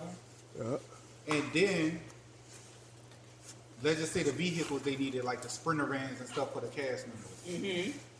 You can go right to any rental place and get a rental car for what? whatever amount for the day. So if you get it for the month, let's just say you pay $1,200 for the entire month for a rental van for production, crew, or cast, times 2. Then you're feeding the people. So if you're feeding the house of cast members, let's just say the cast is about eight people. I'm just saying 8 to 10 people. So you get groceries for 8 to 10 people. Go get all them cases of water. Go get all them, you know what I'm saying, little things, snacks and stuff for them to eat. And now it's just like your whole production for 1 month costs $300,000. That's little money. Like, I'm just saying on that level, right? Yeah. Because you're producing that, but then you're selling it off to the network.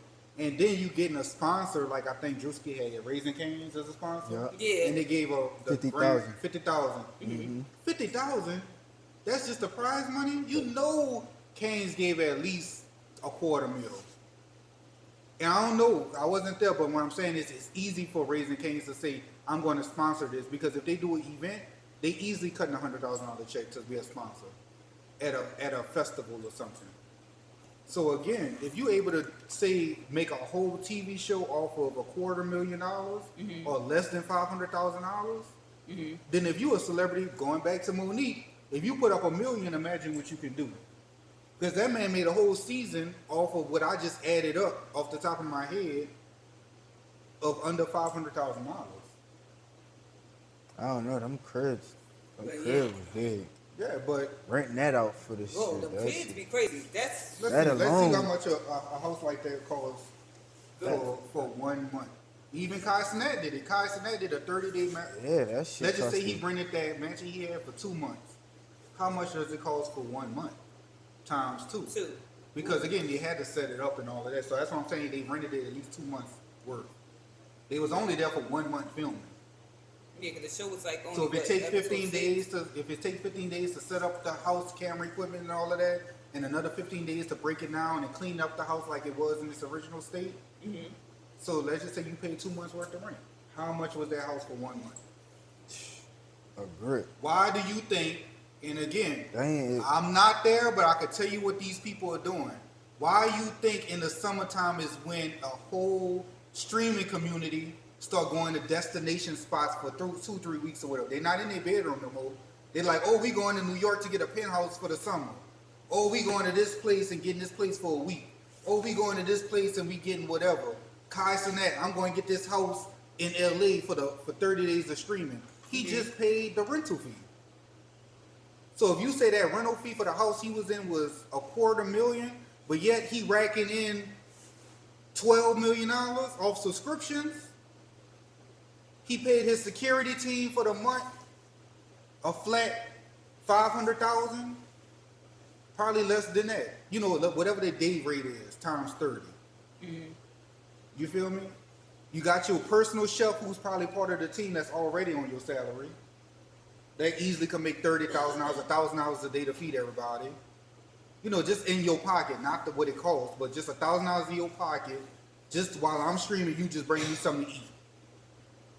Or we going down to the kitchen and you got pans of chicken and Basically, whatever. they paying like a lot of money Yeah. from off of everything they got to add on to it. The girls, the rides, the food, the house, And your all guests, that. and your guests let's coming on there for include free. activities that what they're going to do to it there.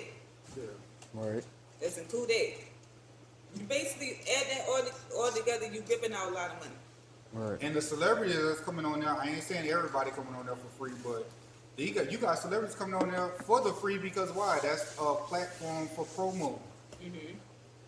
You getting celebrities that you never would have thought came on them streams because why? That is the outlet to be seen. The labels are pushing that.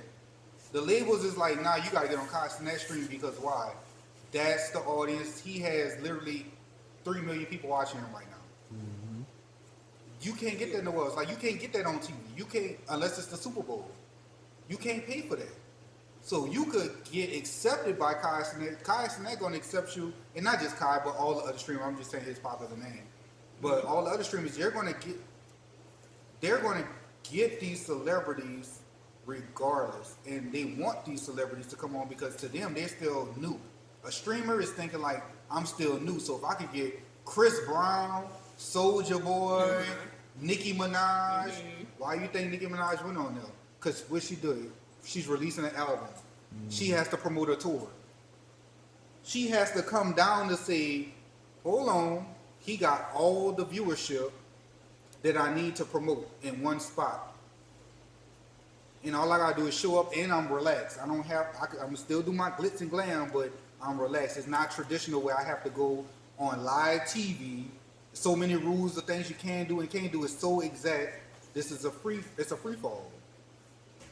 So it's comfortable, it's easy. You can kind of say what you want with no filter. All the viewers are right there, the consumers. And I don't have to pay a fee to be on it. Basically, something people's gonna relate to, be in tune with. Yeah. So I mean, it's just right now is the best time, and that goes back to what you just said about, is there more opportunity for people like us? Yes, it definitely is. Now, if you're trying to go a certain route, then maybe it's not. But for you to have the freedom to pursue whatever dream that you have, if it's something along these things, are like what I'm saying, from tech, getting online, promoting yourself, what else? Tech, online, promoting yourself, creating your own piece of stuff, it's going to be harder to get it in front of the masses of people because you might not have that resource or the platform to be seen in front of 10 million people at one time. And you're going to have to pay for that. But as far as creating it and just talking to the right person and having them believe in it, you have all the freedom to do that. And I'm going to say that to the day I die. Like, you have the freedom to do that. We're living it right now, and we're getting results. Now, granted, it might not be we walking straight in the White House with it, but we have the freedom to say, nah, we have an idea. We can afford to get it created. We can afford to put it out there, or this is our following base. And now we want to connect with this person that can open up more doors. Let's try to impress them or get them on board and believe what we got going on. And even if we still give them a little something for their time, it's an exchange, it's a transaction happening. That's how the world works. That's how America operates. We're a business. And if we able to do that, and that person believe and be like, you know what, I like what you got going on. Come under my wing. That's okay. Now we getting more. Right. Well, all I know is that I got the freedom of rendering my money on that bet. So I was right. A bet's a bet. Bet's a bet. I was right about that. It shocked me. It shocked me definitely on that. So I was happy. Yes, let's go with that. I said I'm gonna have me some money today. I straight hit him up. Rend me that money. Rend me that. So alright, so what is the most thing that y'all hate in people? Like, what irritates y'all the most with people? Oh, I said it yesterday. I feel my dislike towards people and things that they do. It's more of just an ego trip, like what I said yesterday. In the industry and the lifestyle that I'm in, because again, I'm always going to keep bringing up entertainment because I live it, breathe it, 24/7, or dealing with talents and stuff like that. It's just the ego. Like, even though I've been in the game for so long, of me being a professional and all of that, I've learned how to just sometimes just sit back, and I'd rather just be at home. I don't always like going. I've been out so much to the clubs where it's just like I already know what to expect. But it's people's egos nowadays. Even if you older or you've been in the game too, or you just get in the game, it is that be humble situation that people talk about. Like, bro, just be humble. Nobody ain't telling you to be scary. Nobody ain't telling you not to say what you want to say. Nobody ain't telling you to feel the way you want to feel. You are entitled to all of that. But you're supposed to feel like you're the best at what you do. Right. If you're supposed to feel like, man, I'm the best rapper, I'm the best artist, I'm the best clothing designer, I'm the best hairstylist, I'm the best lash tech. You're supposed to feel that way. But if you're doing it with an undertone to it, that's what I have a problem with. Because no matter, I could be 90 years old, I'm still willing to learn. because I don't know everything. I just gave him an example. They have 5-year-olds that know how to play the game, the video games better than us. Like a 5-year-old on Call of Duty whooping our ass. But you know what I'm saying? Them young boys be 5, 6 years old. Nicest shit on them games. At this point, Yo, they just. Them little motherfuckers be sharp. At this point, I'm about to ask the 5-year-old, how did you do that? You know what I'm saying? Like, and I don't have no shame in my game because they're winning. So it's like, wait, what modifications you did to the gun? What I gotta press all this and that? Tell I'm me. if you know how to do it, I'm gonna ask. Yeah, I'm going to ask this 5-year-old. Like, I'm still gonna tell you I've been doing it longer than you, but tell me what you did and so major I need props. to put something in there. And major props to you, but that's what I'm saying. My ego is not there to where I can't ask the 5-year-old, well, how did you get this, or how did you do that, or how did you beat me? You feel me? Right. I know for a fact that I know more history than the kid that's playing the game. I can tell you where the game come from, who owned the company. The kid don't know all of that. They just know. No, it's good technology, and it's it's popular. So that's just my only dislike or disdain towards people in general, and no matter what industry or whatever. It's just don't come with that attitude or that ego like you just the only one. Yeah, I feel like you're the best, but don't come with that undertone of nigga can't tell me nothing because I really do this and da. Chill, pause, relax, take a deep breath. Because that might be a true statement now, but don't let me go and do my research, homework, and get the information myself and come back and show you. You feel me? Because I'm that type of person. Don't try to shit on me because I don't know something, or I might, be a little bit inadequate in that area because now I feel like I gotta prove you how easy it is I can go and obtain the same information or the same skill set as you. Now, I'm gonna let you have it because that's your lane. But don't try it again. Yeah, don't try to little boy me. Don't try to do none of that. Because I'm the type of person where I'm like, oh, you got that? Let me go train. Let me go train, and watch how I come back with the facts and stuff. So yeah, that's just my only thing. All right. Now, yesterday we was on a pod. Yeah. I seen. And I asked them, who is song for song? I seen. Who better, who would win, Nicki Minaj or Lil' Kim? I seen it this morning.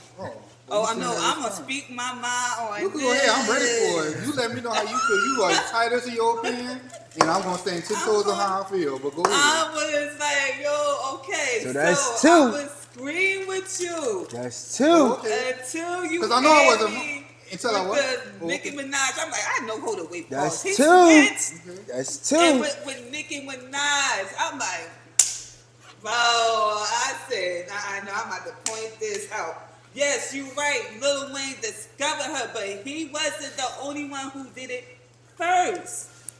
He wasn't. Waka Flocka's mom really discovered Nicki.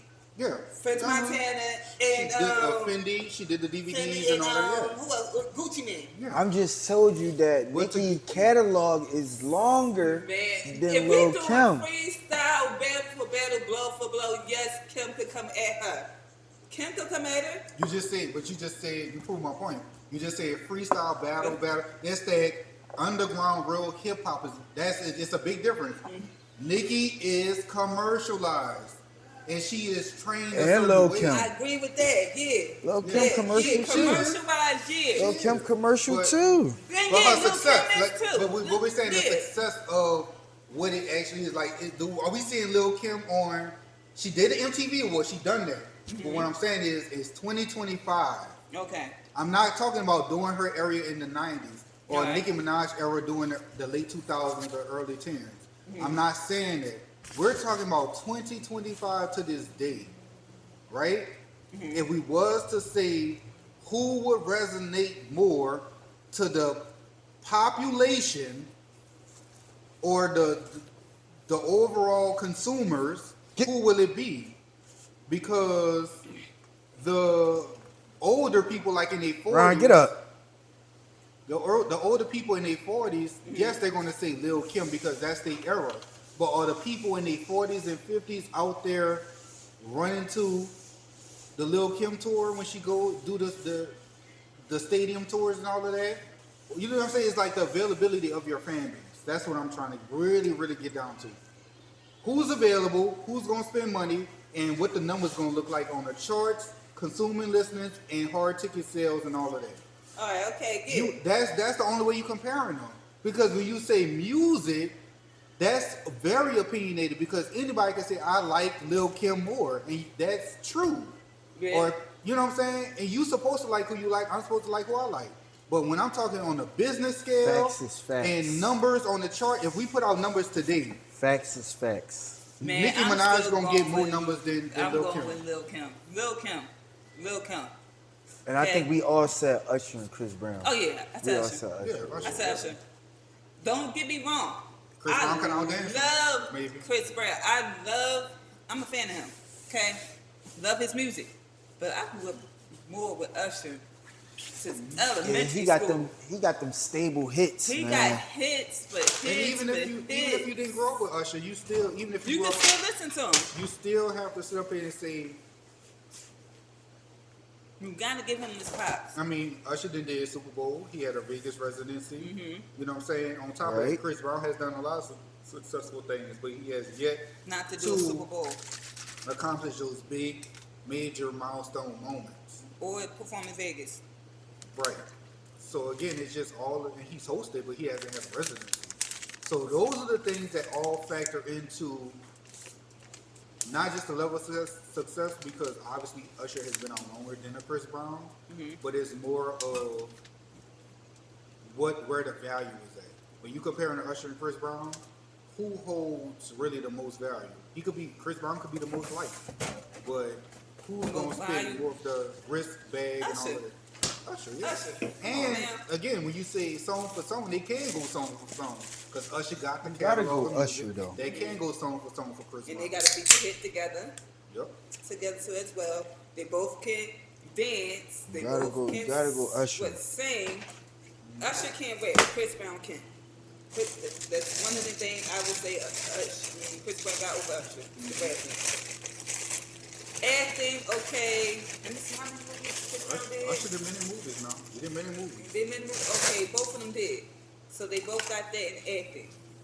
But if you're gonna go for albums and hits and all, yeah, Usher got it.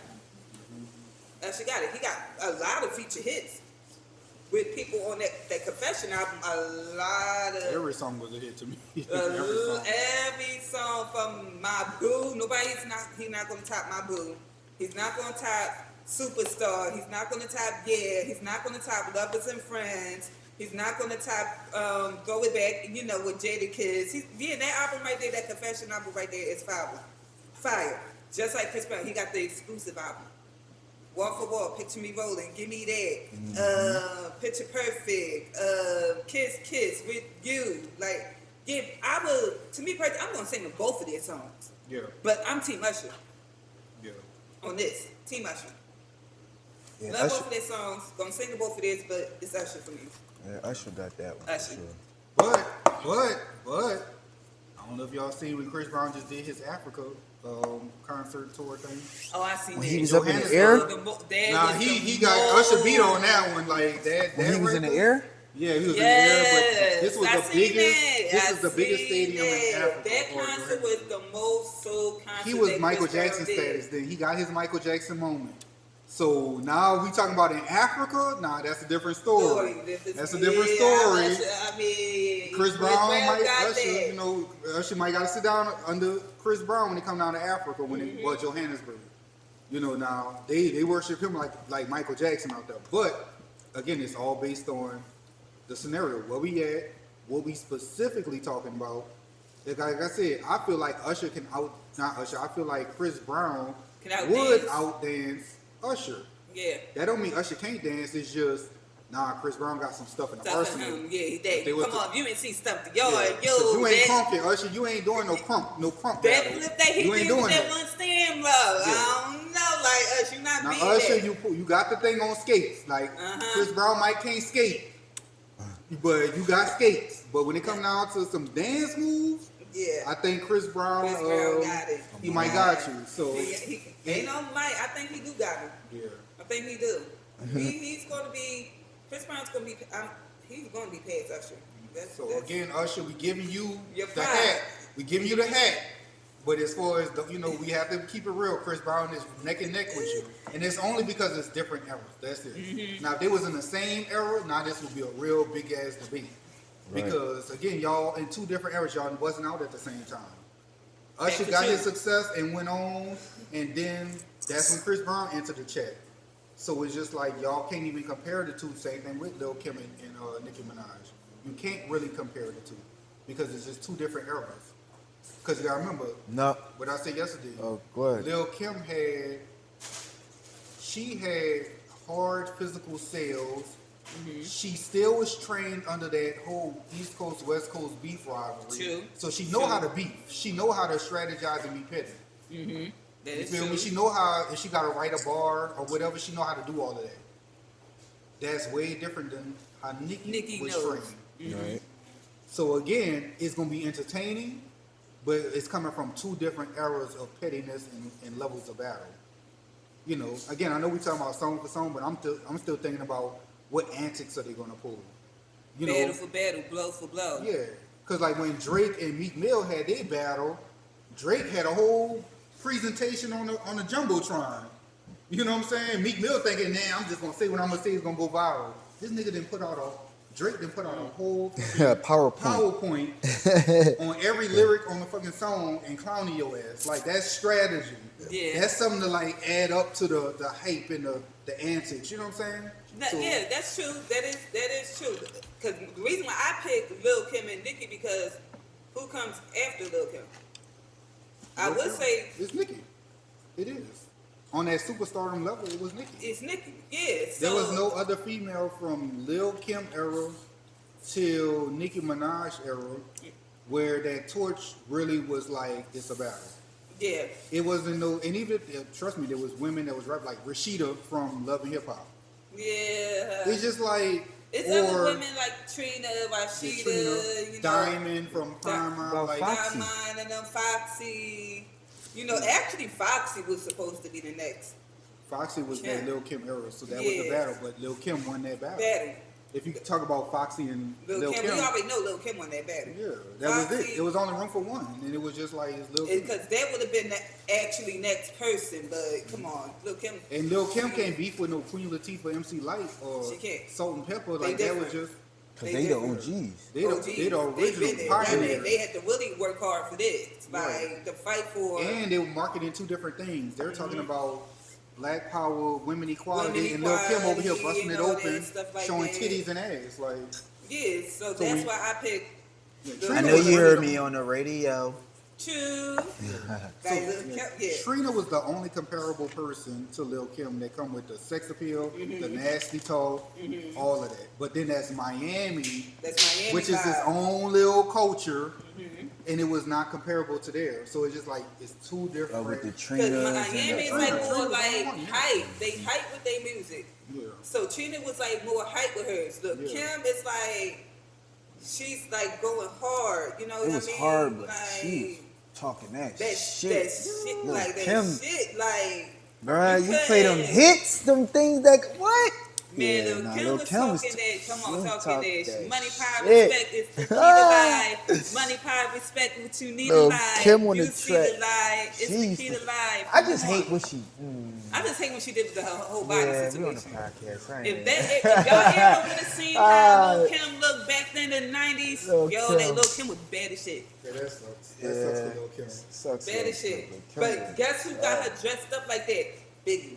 Of course. Biggie, the one that told her That's what you have she to do. need Like, to talk more sexiness and your Raunchy. outfit gotta change and all that stuff like that.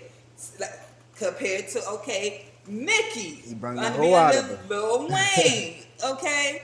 So yeah, that's why I picked Lil Kim versus Nicki Minaj. Who else is next?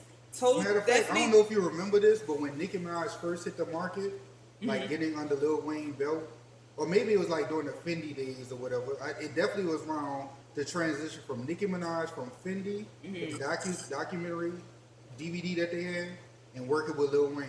There was a battle rapper, I think her name was Keys, out in New York.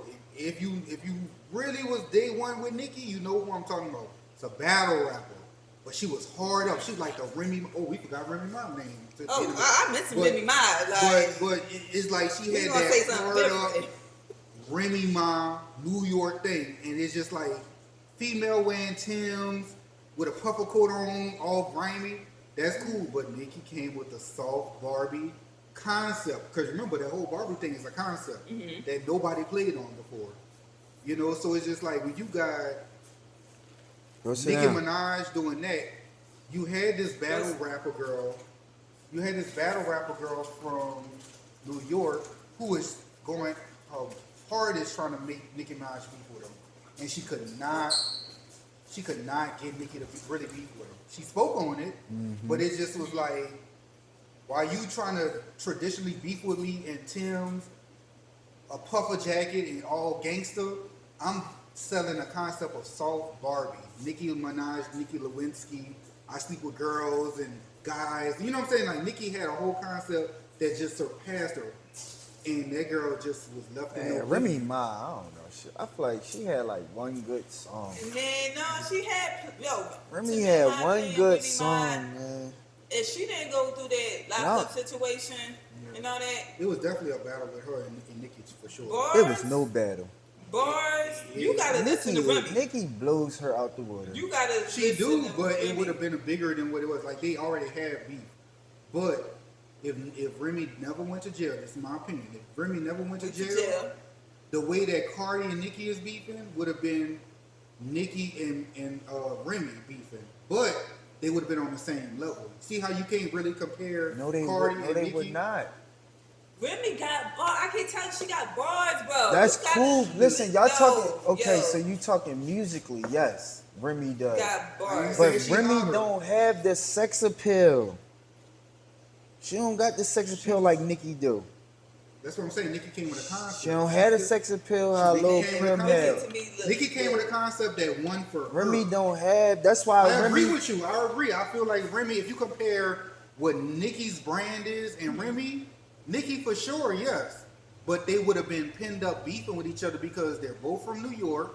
They both lyrical. You feel me? They have two different aesthetics for sure. They do have two different aesthetics. And the country, the entire country would have picked Nicki because that's commercialized and that's what they want. That being in a box, Remy is in a box because you could only really do that on the East Coast in New York. Going down south with that shit, that's not gonna fly. We'll be like, oh, that shit hard, but you too rough. They like they girls face down, ass up. They like the soft shit. They like, you know what I'm saying? They like they female rappers to talk like city girls nasty with it. That's down south. That's why Rashida never popped off. I'm saying, you know what I'm saying? I'm keeping it real. Yeah, she got one or two hits. She got one or two hits, but what I'm saying is, I think she only got one hit. I only heard one song first. you making it. I'm trying to give her grace. But yeah, you know what I'm saying? But it's like the world was not wanting that. They don't want hard up female rappers. That's why Lil Kim was super successful. Super successful. Nicki Minaj, super successful. Cardi B, super successful. Megan Thee Stallion, super successful. City Girls, Gorilla, super successful. But she still have that. She still got, more to build up. It's like you see her wearing a pantsuit, but she got that one move where she just do something sexy, and it's just like, okay, they know. She knows. But on a regular day, she's a tomboy. Like, you know what I'm saying? It's just like, that's just what it is. But that's what works. And Remy, because you wanted to stay to your hard Timbs, rough image and all of that, it's only when you soften up is when you get the most sex appeal. Received. Like, you get received the best. And we rocking with you because you are a legend. Remy? No, she's not. She's a legend to me. She's a New York legend. She's a legend. She's a New York legend. Regardless, like I she's said, not. when she got locked up, Remy that's is not a what stopped legend. it from there. If I could play back all of Remy songs that she had out, and I'm hearing Remy going hard, and like, damn, like, I wish you wasn't locked up for that, what you had did, because if you didn't do that, you would have been, Remy Yeah. Yo, she would have been going hard more. Because really, when throughout she the got out of time. jail, if you look at it, she was just as petty as Nicki. Like when she got No. out and she went and did the Wendy Williams interview. Yeah. Remy was so petty. Remy literally put up, what's the little veil that when people pass away or whatever, like the women wear the black veil across their face. For I don't know what they funeral? call about it. But yeah, if you go watch like it when it cover or was, something like that. it was just Cover their pettiness. face. So on the beef wise, she had Nicki like, she didn't know what she was gonna do. So she I heard mad about her. that. I heard that she was going to do beef with Go Remy. see- I'm like, damn, come on, Nicki. First it's Lil Kim. Yeah, Now it's Remy. yeah. You just Stop. not your Go lesson. My thing about it, like you said, it's like you gotta pay respect Yeah. Here. to comers who did this before you. Okay, yeah, I'm And alright. that's why I don't fuck with Nicki on that part. Yeah. Because the last that you and Lil Kim had a feature song together when you was coming out in high school. What was that song? Where she was like, "You want a freaky girl? Welcome to Kimmy's world." Yep. And I think, in my opinion, because Lil Kim had the best bars on that part, which she did, and now you just lost like, you know, your respect for her. Yeah. So my thing about it is that that's the reason why I don't fuck with Nicki. Yeah. You gotta pay homage to the ones who did this before you. I agree. Even the ones who's coming after you, show them how the game is. Like, you know, I looked at Nicki's playlist. She don't got a lot of feature song with girls. She don't. She don't. That's true. She really don't at all. And I'm gonna just say this because Girls- I'm with you 1,000% on the direction you're going, but I'm gonna just make this statement because this is where, again, I'm a Libra, so I'm all about balance, right? I'm gonna leave it to. I'm all about Yes. balance. I have to look at it Yes. both sides. She don't owe them that. She don't owe nobody nothing. But where she's putting herself at a disadvantage is when these girls get together, like what Cardi would do with saying, "Let me go link up with the girls." Lotto would be like, "Let me link up with the girls." Megan and all Glorilla, that, yeah. "Let me go link up with the girls." So it's either gonna be on the island by yourself, Nicki, and all these girls gonna click up against you, and you can't win then. Yes, she can. Nah. She could She stand rap, alone. she rap better than him. No, but listen, she could stand alone. But you gotta remember this. Between Nicki and Nicki Cardi, Minaj had Cardi. Nicki Minaj before Cardi B entered the chat. Nicki Minaj had such a long run from 2009 to 2017. Nicki was the only female dominating and really out there. Just being real. That's what it was. Then when So now Cardi in her came mind, she's used to being by herself anyway. When Cardi B came into the mix, Exactly. Cardi B started introducing and and she working did with that the song, Red Bottoms or something like that. Yo, I'm not gonna lie, I used to hate Cardi voice. Yeah. And I live in New York. I used to hate that squeaky voice, but when she came out that song Red, I said, yo, that girl can rap. She went hard. Yeah, and And I've been rocking with her ever since. I like Cardi, but it's just with that from 2009 to 2017, you got the queen reigning over here with no competition. Uh-huh. So now that's the word ego that I was telling you about earlier. She don't have to pick nobody up and collaborate with them if she don't want to because she's been doing it for so long by herself. That's normalized to her, and she don't owe them nothing. What do she owe a Glorilla? She owe her nothing. But it would be nice for you to say, "Let me work with you." And you gotta remember this too. And this is the only way I'm gonna defend Nicki on this. What the girls, or not even girls, but upcoming artists, where they fall wrong at is when Nicki do give y'all a platform on her live stream, her radio, or whatever. The first thing y'all come out your mouth is asking her when y'all get in the future. That's the wrong thing to do. Not when you first working with the girl. Not when she about to let you come up. When she do give you an opportunity to be seen. Don't do that. Because Yeah. now you're What's just wrong with showing doing up. that though? No, Not when you build first relationship. meeting that person. Build a relationship organic. She's already showing you that she fuck with you. Don't push the issue of when we doing the song. Don't do that. Just let it happen organically because for her to even let you come on her live stream, for her to even let you be on her radio station, for her to even give you like a check of validation by saying, "I like what you got going on and I'm willing to talk with you in front of the public." You gotta let that do it about 3 or 4 or Let that 5 build. times before you then ask her, "Well, girl, when we finally gonna do a song?" You gotta Because let if you that come out the gate relationship asking for a favor, no. you gotta let that build. Like that way you can be able to like laugh and talk with that person. When we get, like you said, girl, when we gonna be able to do this? And then not like, publicly. Like, that's too public. Like, you do that privately in a text. Because again, Ice Spice just Get out of there. Ice Spice just proved Nicki's point. Yeah, she do got a song with Nicki. She was like, look, let me go ahead and work with Ice Spice on the Barbie song and all of that. But then now all of a sudden you got Ice Spice picking a fight and calling Nicki Minaj washed up. How dare you, Ice Spice? You ain't been in the game long enough to feel like you could go at Nicki like that. I don't care what Nicki did behind the scenes. You don't have the right to try to go at Nicki Minaj that way. Because if Nicki Minaj, what Ice Spice claim was, oh, Nicki trying to make me work under her and try to, like, she guided me and she trying to, like, mentor me or whatever, but put me under her label or whatever. Even if she's trying to do that, you could respectfully say no, but don't make it seem like she washed up and I'm taking her spot. Now, how dare you? Right. How dare you? But Exposing text messages. You can expose text messages, but don't. To facts. That's why Nicki don't Now, rock with the young girl. But that goes to facts that now she know how it feels when you did it with Lil Kim. Right. I agree. She know how it feels now. Yeah. So on that part, I don't feel bad for what Ice Spice said. It's just Yeah, like, it's definitely you karma. know It's how definitely that karma. feels when you did Yeah. that to somebody came before you. Yeah. But that's why I told you, it's either Nicki gonna be on the island by herself, or she's just gonna have to say, you know what? If Suck she is it up. about women empowerment, be about women empowerment. But I do see why Nicki is the way she is, because everybody's coming at her saying, when are you gonna do this for me to put me on? And that's like Nicki is telling y'all, why can't I just get to know people first before they start asking me for shit? Now I agree with that. She literally got online I agree and with told that. the entire Sometimes world. you gotta take your shot, nigga.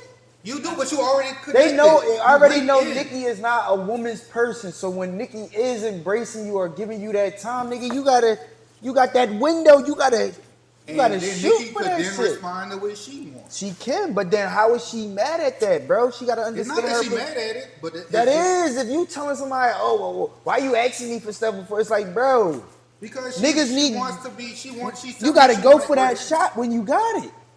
Who's to say Nicki gonna talk to this person again? Just because I'm letting you up on my live or we talking here don't mean it's gonna happen again. So that one time you get to. You gotta take the shot. And how is Nicki mad or turning people down or don't want to work with somebody because they took their shot in that window? I mean, she's seeing what happened with Ice Spice. So I that know, goes but in her favor. did I'm it just with saying Lotto. that shit just crazy She to did me. that Like, with Lotto too. It proves her point too. It proves her point as well. you gotta do that. I'm not saying nothing you're saying is that they should not take their shot. But what had Ice to. Spice did validates what Nicki Minaj is saying why she don't do it. And I'm sure it's other artists as well, not just female artists. It could be any artist. They know if I attach myself to Nicki Minaj, I get all the clout and glory, even if it's not earned. But if I got a valid, like Beyonce, if you do a song with Beyonce, even if Beyonce look at you and hug you on camera, I don't know if you seen when she hugged Chance the Rapper. What that do one you time. mean by if I it's think not I've seen earned? Like, what do that mean? You're new. You're a freshman. You're a freshman in school, That's trying to be learning. validated by the senior in school, like the senior varsity player. Nigga, you is a freshman player. Learning. You gotta earn this. And when I say earn it, yes, you could be signed to a label and they putting a machine behind you, but it's steps to actually. It's part of that ego mindset. I'm telling you, it's all part of that because yeah, I could be on. Let's just say I'm a manager. I got all the money. I got all the resources. I got all the connections and all of that. I found this new artist off the street. I see potential or whatever. And even though I could snap my fingers and turn them to a superstar tomorrow and they get all of that. How? It's like spoiled, it's like spoiled chicks, nepotism almost. So it's just like you still need to go to rehearsal, you still need to do artist development, you still need to train, you still need to do all of these things. So That's you could, just so fucked. It's fucked No. up just how the black people think because the fucking CEO of the fucking record label put his son ahead of everybody that been working at the company for fucking years Nepotism. running that bitch. Nepotism. That's how it's supposed to be. Favoritism. So if you run into somebody and they could put you on, no matter if you got your foot in the door or not, if they recognize you, nobody wants to be used. Nobody wants to feel used. Or be like a puppy. how are you I feeling used? Stacks, right? Okay, if you in position, right? You in position, and if every 5 seconds somebody asking you, even motherfuckers you That don't happens know, today. right, In my life exactly, right now. and how you feel about it. The first thing Cool, you're but gonna I do is, well, what can't- you doing to match me, right? You gonna feel that way, right? Or you gonna feel like, well, why should I? Or you know what I'm saying? Even though you have the heart to help people, Depends. even though you have the heart to help people, regardless, you're still gonna be like, I work for this shit. This person think just because they have access to me, they can get whatever from me. You're using me, and nobody wants to feel You used. being a cloud chaser. And that's you gonna feel that organically. You might still help that person. You're gonna be like, you gonna sit back later and be like, think about it like, I just put this nigga on, and don't get, you know, you put him on, but then when you disagree with him on something, now they feel like they can challenge you. Right. You gonna be, me knowing this guy, you That's gonna true. be highly You gonna be- pissed off. That's You true. is not about to put somebody in position. They come talking to you like they're your equal, and you put them on. That's true. You clothed them, you fed them. But you, who's to say they doing that? If Nicki just Ice Spice just did it. She just did it. He did literally what? said that. Oh, I ain't see it. She No, like no. she thinks she on her like. She again, thinks she on who? Nicki Nicki level? Like when No, I she say not on she Nicki feel level, like you definitely not washed. that. It's a mindset of, bitch, I'm good over here. I'm on whatever. Like after she got all of these validations from Nicki. Now, granted, we know who Ice Spice is signed to, right? We know how I much. thought her she- validation came from Taylor Swift. Her being No. seen was Taylor Swift. No, it's beyond it. It's way beyond it. But the whole, we talking about Nicki Minaj working with artists, right? And who has Nicki Minaj working with? Nicki Minaj collaborated with Beyonce. That's equal. That's just as much power. Like Beyonce really giving Right. Nicki that validation at that point. You feel Yeah. me? Then Nicki Minaj worked with She Megan did Thee Stallion. Megan Thee You see how that turned out? Yeah, hit. They collaborated on that song, dressed alike and everything in the video, right? Yeah, facts and You see how that turned out? But they don't like each other? What? Oh man, you ain't even caught up You with gotta catch yeah, up on that. We'll come back to Wait, him Meg on that. and Nicki, they don't fuck with each other? Bro, you late. Oh. You gotta do research. Bro, It's worse than the Cardi B situation. come on. I thought it was One Cardi thing, B look, and we Nicki. got Lil Kim, It's Remy, all of them. It's Cardi everybody B. against Nicki, nigga. And yeah, and it's her So it's all of them personality. against Nicki. Individually with their I know own problem. JT had like a little thing. I seen something like that. JT. With, It's Nicki. JT. It's Ain't- Nicki that's her name? personality, JT and like I who? said. JT and Nicki, right? I'm pretty sure that too. Yeah. That's Or why- Lotto, one of them. Yeah, Lotto. Lotto, it was something like that. Yeah. I ain't know what you call him had. Nah, nigga, you gotta. Yeah, this is big shit. This is real big beef. But that's And the that problem. happened after she did that. Well, that's song. because they all After- what? They be trying. They want Nicki's slide. Yeah, and And they rightfully mad so, 'cause it's time- Nicki ain't- It's time for Nicki to give up the throne. Not even give up the throne, but if you're not as active in the music drop, No, like you just said, No, they no. gotta put the work in to get it. Nicki ain't but this just is giving their era. nobody No. shit. This is their era. This is for them. They in their own island. What I'm saying is Nicki Minaj is in the island by herself. No, she not. Oh yeah. I'm about to tell you why. No, I'm she about- not. I'm She about to with tell the you why. Rihannas, the Right, but Rihanna don't rap, and Rihanna ain't put out that album in so long. So what I'm what? saying is, Nicki as a female rapper, Nicki's on the island by herself, and all the girls are over here collaborating with each other, getting along, all conspiring. who? Cardi, Megan, Megan. City And Girls. they beefing, right? But Ain't that's Cardi they and wrong. Megan beefing? That's between them over there. See, But we talking the about same. They Nicki- beefing with Nicki too. But they all Who else collab- on but it? they all- Sexy Red, Sexy Red. Sukiani, who else? Yeah, I know it's some other ones that I'm not can't even mention. Right They now, have but- to. They the lower. They just getting their foot in the door. So they gotta collab with the Lottos and the people. Nicki don't But have people to like do Lotto that. and them are making projects to go against like Nicki. And that's when their I say- fault. Nicki don't have to do that. Exactly. That's why I say Nicki She don't just said have that to. she have a choice if she. So that's what I'm Do or saying. don't. So it's, Right. exactly. Because she worked for she's that. been out here by herself for so long Alone. anyway. Right. From 2017 until 2025. And that's when what all made these girls. my point. Yeah. Like, who's coming after Nicki? Same thing like. With It really Lil was Kim. Cardi. It Who- really was Cardi. Oh yeah, it is Cardi. It really Cardi's was. after But it. Cardi follow up with music. She only put out one album since But that's- 2018. So Cardi, you not even releasing music to even claim that spot like that. Then I'm gonna go with Megan with that. Yeah, Megan but Megan got it. next. Megan got the support. She got the releases. So She got a hot album out. That I she just did a heard. collaboration with Beyonce with the Savage remix. She got a She got Grammy for collaborations it. with the You know what I'm Baby saying? and So Megan, Wait, is who? the Baby. Megan Thee Stallion. Yes. I don't Look like at her she- list, bro. Look at her list. She got collaborations She's with charting. Beyonce, the Baby, Cardi. She's charting, bro. We're talking like, about this year. Like, you know, we're talking about this era. And with what's happening now. Gorilla. Glorilla is really, Glorilla performed at the Grammys. Glorilla is still under that Rock Nation umbrella. Glorilla she's sexy, but she's still tomboyish. So her aesthetic is not even matching a Megan Thee Stallion. That's two different type of artists. And I've seen it with my own eyes. When they did that 50 years of hip hop the tribute. This was 2 years ago. It was the 50 years of hip hop tribute to all the awards she was doing. Glorilla was the only female artist that came out for that. You had people like Busta Rhymes, Missy Elliott. Missy Elliott popped out. That's my You know girl. what I'm saying? If you watch the Grammys when they did the 50-year tribute with LL Cool J and all of them, Glorilla was the only artist of her era to pop out, and it was strategic because you know it was an ensemble. Flavor Flav fucking performed.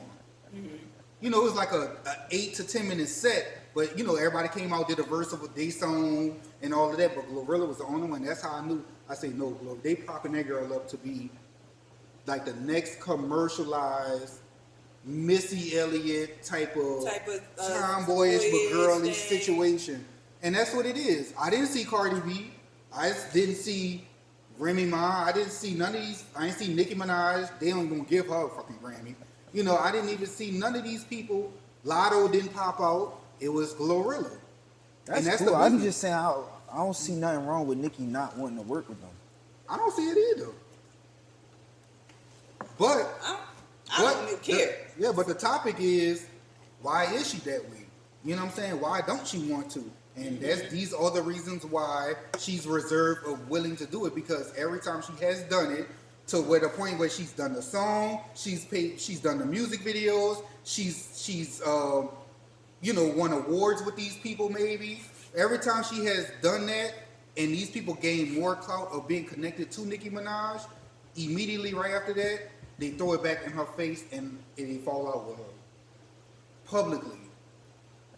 Alright, I can understand what that part. And you use me. That's all you did. And yes, you're supposed to say, like what you just said. I don't see nothing wrong with saying, look, we connected. You say you like me or whatever, let's do a song.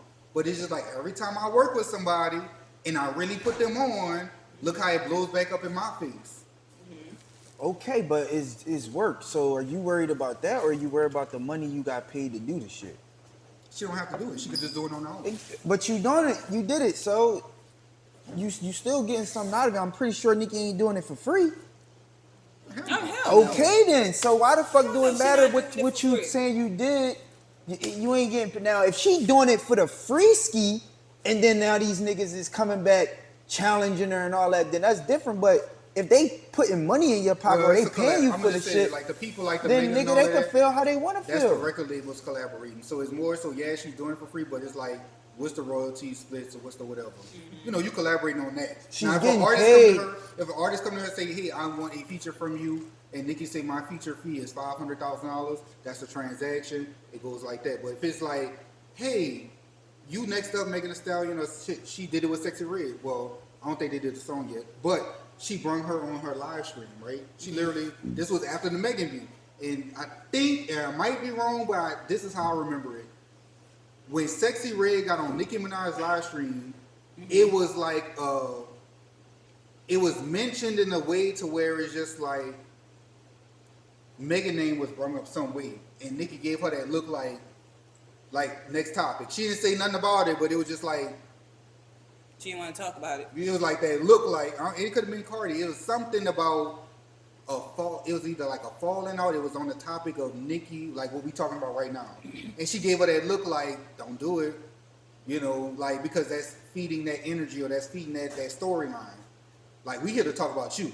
You Sexy Red, I'm Nicki Minaj, whatever. You feel me? So, again, unless an artist is coming and say, hey, Nicki, I want you on my verse or whatever, what's your fee? That's that. But then what Nicki has done with the with the Megan Thee Stallions and the Ice Spice and all of them, even with Beyonce, is more of a like, we hot, to you hot, I'm hot, we could be hot together, we did that, that's what the fans won't see, they'll turn up for it. Every time she's done that beyond Beyonce, besides Beyonce, it's been a blowback to her. It's been blowback.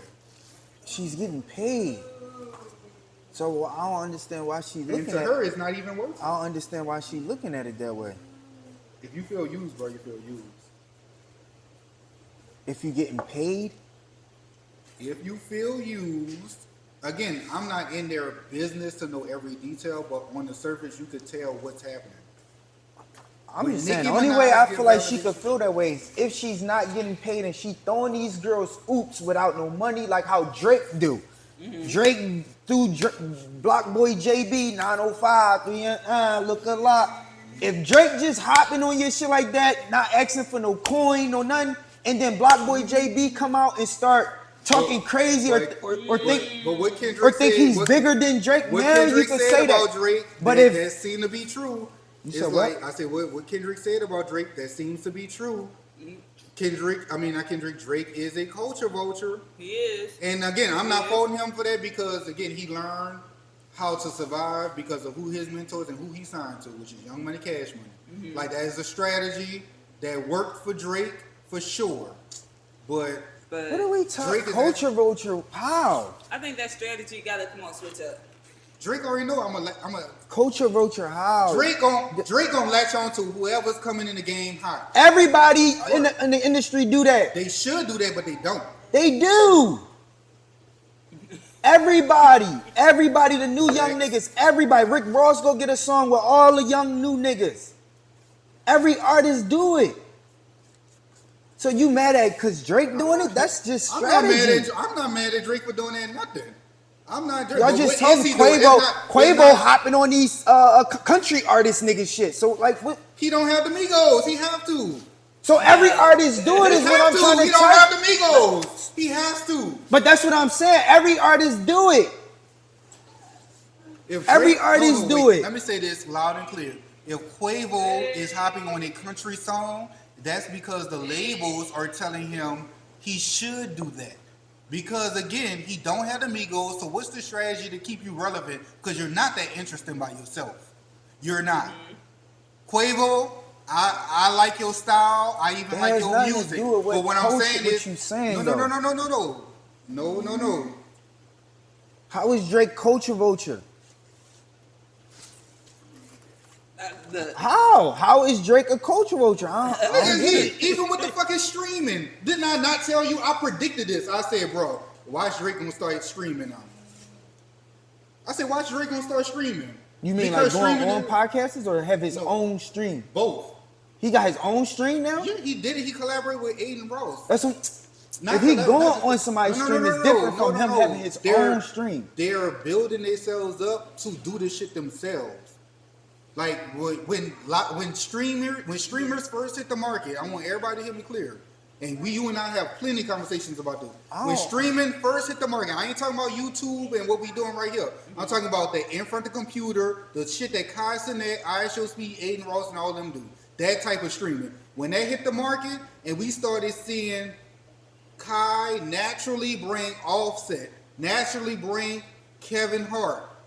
You know what I'm saying? They already know what's up. They playing like they don't know what streaming is. They know what it is. They just don't know how to work it. Right? I told you, I say watch. Especially when I see Nicki Minaj, I said Drake gonna be next. Drake gonna try to tap into the streaming community, and we started doing texting Kai, inviting him out when he was in Atlanta, inviting him out to the concert and shit. If you want to do the streaming, Right. And now you got a young person like Kai who's looking at a Drake like, oh man, like Drake invited me to go. The GOAT. The way that they look at LeBron James and shit. That's the GOAT inviting me out. Drake They're been using. fucking with the streaming shit before then. Academics been streaming. Yeah, he for has a long, definitely. and Academics academics has, and yeah. Drake been fucking with each other for a long time, bro. I ain't never seen Drake working with academics say I'm about to have my own stream. He never This, even that, went and on the academic stream. I'm saying they close, like they talk. So it's Right. not. But what I'm saying is, Who is the #1 streamer in the game right now within the last year or two? Kai. Exactly. So now what they're gonna do is latch on. Now, granted, it's so predictable that Drake is latching on to Kai in his own way.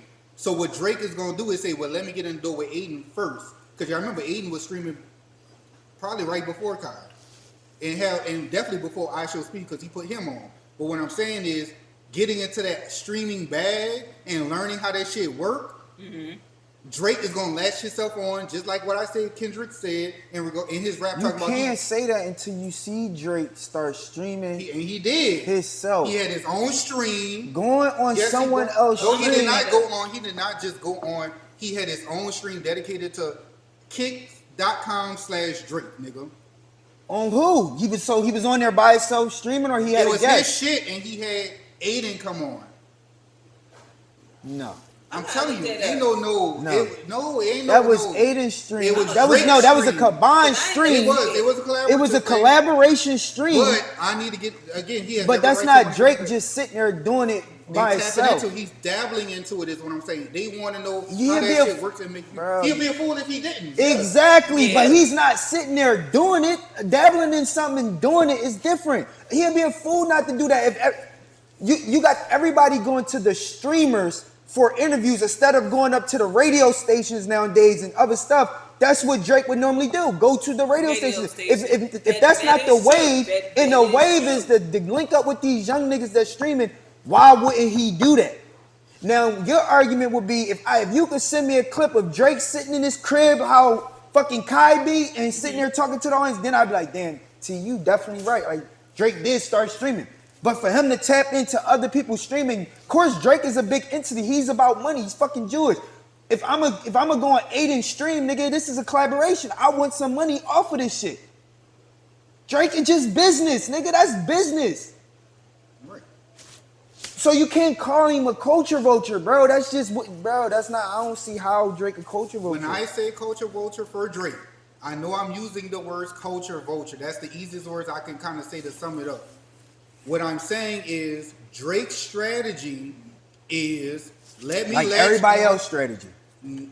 True and not true. But what I'm Drake's saying strategy is like every no, other artist's strategy. Drake's strategy worked for him, and kudos to him. For an example. But what I'm saying, For an example. what I'm saying on the regular, what he's doing in the bigger picture, let's just remove, because again, it lines his pockets up. I will give him that, and that's what he's supposed to do. But if you stand back and you look at it for what it is, so what's going on and what's happening, right? He's literally doing what Kendrick said in the fucking song. He's Everybody is. well, go back to Canada and do the So same thing. what? Everybody's doing that. That goes back to fucking when fucking Gorilla got fucking played for playing with Kai, and then she had to fucking go back and apologize. Y'all remember that shit, right? Oh yeah. She was playing that. She was playing on Kai, thinking he was a little dog. Okay. Told everybody don't stream when she came out with that dumbass cha-cha song, whatever that corny ass song was. I gotta look at that song. She started playing with him. When Kai gave his review on her song, all her shit went down. She played in his face. So now you see Gorilla on streams and shit. Yeah. Yeah. But let Drake do that. Y'all gonna quick to say, oh, he's a culture vulture. Every artist does it, and you can't say I'm fucking not Drake. saying that How is he a culture vulture? Number Bro. one, his dad is black. Bro, if you in Drake's He's in the position- culture. Listen, Glorilla's success is not Drake's success. She haven't even been in the game long enough to achieve what Drake did. What I'm saying is, when you are Drake, you have a level of success and all of these things, right? You Drake level. You got to where you at by doing what you're doing, right? And you're continuously showing that you're going to go to the bottom feeders, in a sense, in a word. I ain't calling them bottom feeders, but I'm just trying to get the easiest words that come to my mind. And you're literally saying, I'm up here, I'm successful, I got the money, and yes, if you connect, if you down here and you connect with me, I'm putting you on. But what Drake is literally doing is saying, oh shit, this person get momentum, let me jump on them, get what they got going on to keep me relevant, and then eat off of that and still go back over here. Right? Right. What Kai did for Drake is really helping Drake out. Not Kai, I'm sorry. Aiden. Aiden did. That's really helping Drake out. Oh, You're doing more Drake a favor than he is doing you a favor. Cause Drake, you going on Aiden Raw stream ain't really doing shit for you. It's not. That's two different communities. Bro, every artist do that shit. Every artist hop on a young hot artist when they coming out. Right, just Every like Nicki artist Minaj do tried that, to do bro. and support, and it backfired. So when she Nicki said, do "Fuck it, it's support, but when Drake do it, it's cultural. No. It is support What? because no. If Drake do see somebody and say, I really like what this guy got, I'm saying genuine, not no strategy of I'm just gonna hop on that wave, get their new followers. Because again, you gotta remember Drake is older than these people, right? There's people that say Drake is old. You know what I'm saying? But now I'm just keeping it real. Bro, you not. Yeah, that's how you feel. Your opinion is your opinion, and mine is mine, nigga. You But saying right he- now, you saying he a right culture vulture, No, and I don't understand how. Not on a one-off. I ain't sitting up here talking about a one-off support situation. If your whole career is based on eating off young niggas and staying relevant, not when you was in your prime, because Drake is still hot when he come out with a song by himself. But if you literally said, I'm going to Atlanta for 2 years, work with everybody there, turn Atlanta and make it seem like I'm the king, but then I'm going to Houston doing the same thing, then I'm going to New York and doing the same thing, then I'm about to go and try to convince California. How you gonna beef with a nigga like Kendrick Lamar, and you was very strategic with that song, not you, but I'm talking about Drake. Again, a battle is a battle. Drake literally tried to get the West Coast to side with him. When Drake came in the How the fuck you gonna do when that? Drake came in the game, Bruh, when we Drake came in the we game, gonna really be arguing up here. when Drake came in the game, nigga, he was giving niggas oops that was already vexing the game. Right. He was the bottom feeder, if that's what you want to call it. He's sitting there giving French Montana oops. Stays. Lil Wayne. Lil Wayne, oops. No. Drake. No. I'm saying Drake came in the game giving all of these big niggas. The one setting that up. Yeah. He been Drake giving wasn't all on of it. these big niggas. It might look like that on the surface, but no, that business is Lil Wayne. Aston French Martin Montana doing business music. with Lil Wayne. Aston Martin French music. Montana doing business with Cash All Money. of this shit. Come on now. Drake made them songs. Cash Money. So They set that up. You signed to, and you really doing the business. Talent wise, Drake was his own talent. Drake. He's a light skinned singing nigga that actually was I'm good. only going off when you said he go from the top to go down to the bottom to bring people up. I'm telling you, Drake was at the bottom. Drake was at the bottom, bringing niggas up, giving niggas hit records when he was just getting in the game. He had hits. I'm not gonna lie, he did. He definitely had hits. So you can't say he a culture, but this nigga came in the game giving niggas that's established in the industry they #1 hits. Now that Drake is so fucking dope that now he is probably the biggest artist in the world. He still go down to the bottom and pick niggas up. You ready for this? Biggest artist. You know, since we talking about the biggest He artists, still go down to the bottom and pick niggas up. Let me show you something. we talking about biggest Let me show you artists in something. the world. Let me show you something. Drake was come Let me show you on, something. man. Let me show you something. Let me show you something, and this is another example. I'm gonna go back to one of the biggest artists in the world. I'm gonna say these words, and you gotta really think about what I'm saying. What you think Beyonce is doing right now with all these different albums and genres she's doing? Beyonce is a what? An R&B artist and a pop artist. Why the fuck she came out with a disco album, which is Renaissance? It's country. Wait. Before we get to country, let's really break it down. Beyonce came and told us to the world, hey, I have a 3-act album series I'm about to do. She strategized because she wants the timeline. She has 3 albums that can last her for the next 6 to 8 years, right? If you put 2 to 3 years per album, that way she puts out the album, she market the album, she go on tour, she do all these things. She literally announced a 3-album act series. She said the first one is gonna be Renaissance. That whole album was dedicated towards the ballroom scene and the disco era and all of that. That's that. That's LGBT, that's all of that. That's dedicated to that. Second album, country. She's using the history of country to say, I'm doing this for black culture. So that way she could just say, y'all got it from us as black people. But what she's doing is she's playing on, I want all that country money. I want the country success. I want that country music success, and I want all the country accolades. That's what Beyonce is telling y'all. And then the third one, which is speculated, she might come out with a rock album. If she come out with a rock album, she has got all the fucking infinity stones with music. We know she could do R&B. We know she could do pop. We know Beyonce is going to be Beyonce. But now, can she do disco and music for the LGBT and the disco era and all of that? Can she do a country album, and can she do a rock album? We know she can do it, but she wants to dominate every genre in the fucking industry. She's not just worried about Beyonce doing Dangerously in Love ballads. She knows she's the queen of that. She's the queen of that.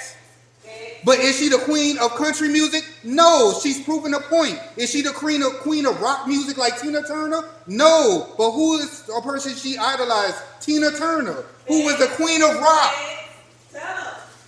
So that's why everybody already know the third album is going to be rock music or some type of other genre that we're not used to her doing. And she's doing that because she's letting you know she's the queen of fucking music. Okay, what's your point? So if she's doing that, again, she's tapping into a genre that's not hers. And again, that's why I'm saying Beyonce, if you want to look at it, the white people are calling Beyonce a culture vulture at this point. But she's letting you know if you go back to the origins of country music. That, so I'm telling you, bro, it's all about strategy. The strategy that Drake does is culture vulture-listic. Like, it's a strategy. And he has every right to do that to be successful. So when I say Drake is a culture vulture, his whole career is based on latching on to other cultures. I'm telling you that. Because everything Drake do, he did it with bounce music. And he had the right to do that because you just said latching on to other cultures? And but you just said Beyonce is doing the same shit? She is. Yeah. So what's the fucking problem? I'm not saying it's a problem. I'm just saying that Drake's whole career is based on that. Beyonce's whole career is not based on that. We know her. She's doing it now, right? Right. So what's the problem? That's culture vulture. I'm telling you that is. That's not culture vulture. What she's doing is she's entering a field that's not organically hers. We don't know Beyonce to be a country artist or a rock artist. So what she's doing is she's proving a point. And what white people are saying is that it's culture vulture. She could prove that point. That don't mean Drake want to tap into that. Who gives a fuck, bro? Drake don't gotta tap into that. I say that. You saying the same shit. If Beyonce's sitting there tapping into other people's shit, and you telling me Drake doing the same shit, so Beyonce a culture vulture then? Like, what are you talking about? I just say she is. I just say she is. When it comes down to country music, that's not her genre. But is she good at it? Yes. So what's the problem? I'm not saying that's it's a problem. So that goes back to what I was saying. I like Drake music. I'm not saying. So what I'm saying, that goes back to every artist do it. Bro, if you got this, like, I'm gonna give you an example. Let's just go back to New Orleans and bounce music, right? Now, what I'm gonna tell you, just hear me out. Because Lil Wayne, Cash Money is the label that Drake is under. Regardless, he still came down, which he was supposed to do. He came to New Orleans, did Nice for What and In My Feelings. That's my song. Probably if you look at his whole catalog, it's probably top 10, 2 of the top 10 of his whole catalog. He had every right to do it because of who he signed to. But realistically, we're still looking at it that Drake had to come get a hit from New Orleans to keep number one. Music. He's not from New Orleans. Is his label from New Orleans? Yes. Is the origins, if the people guiding him is from New Orleans? Yes. But at the end of the day, I'm still looking at it like Drake had to come get his hit from us. Drake had to go, let's say, to the West Coast to get a DJ Mustard beat.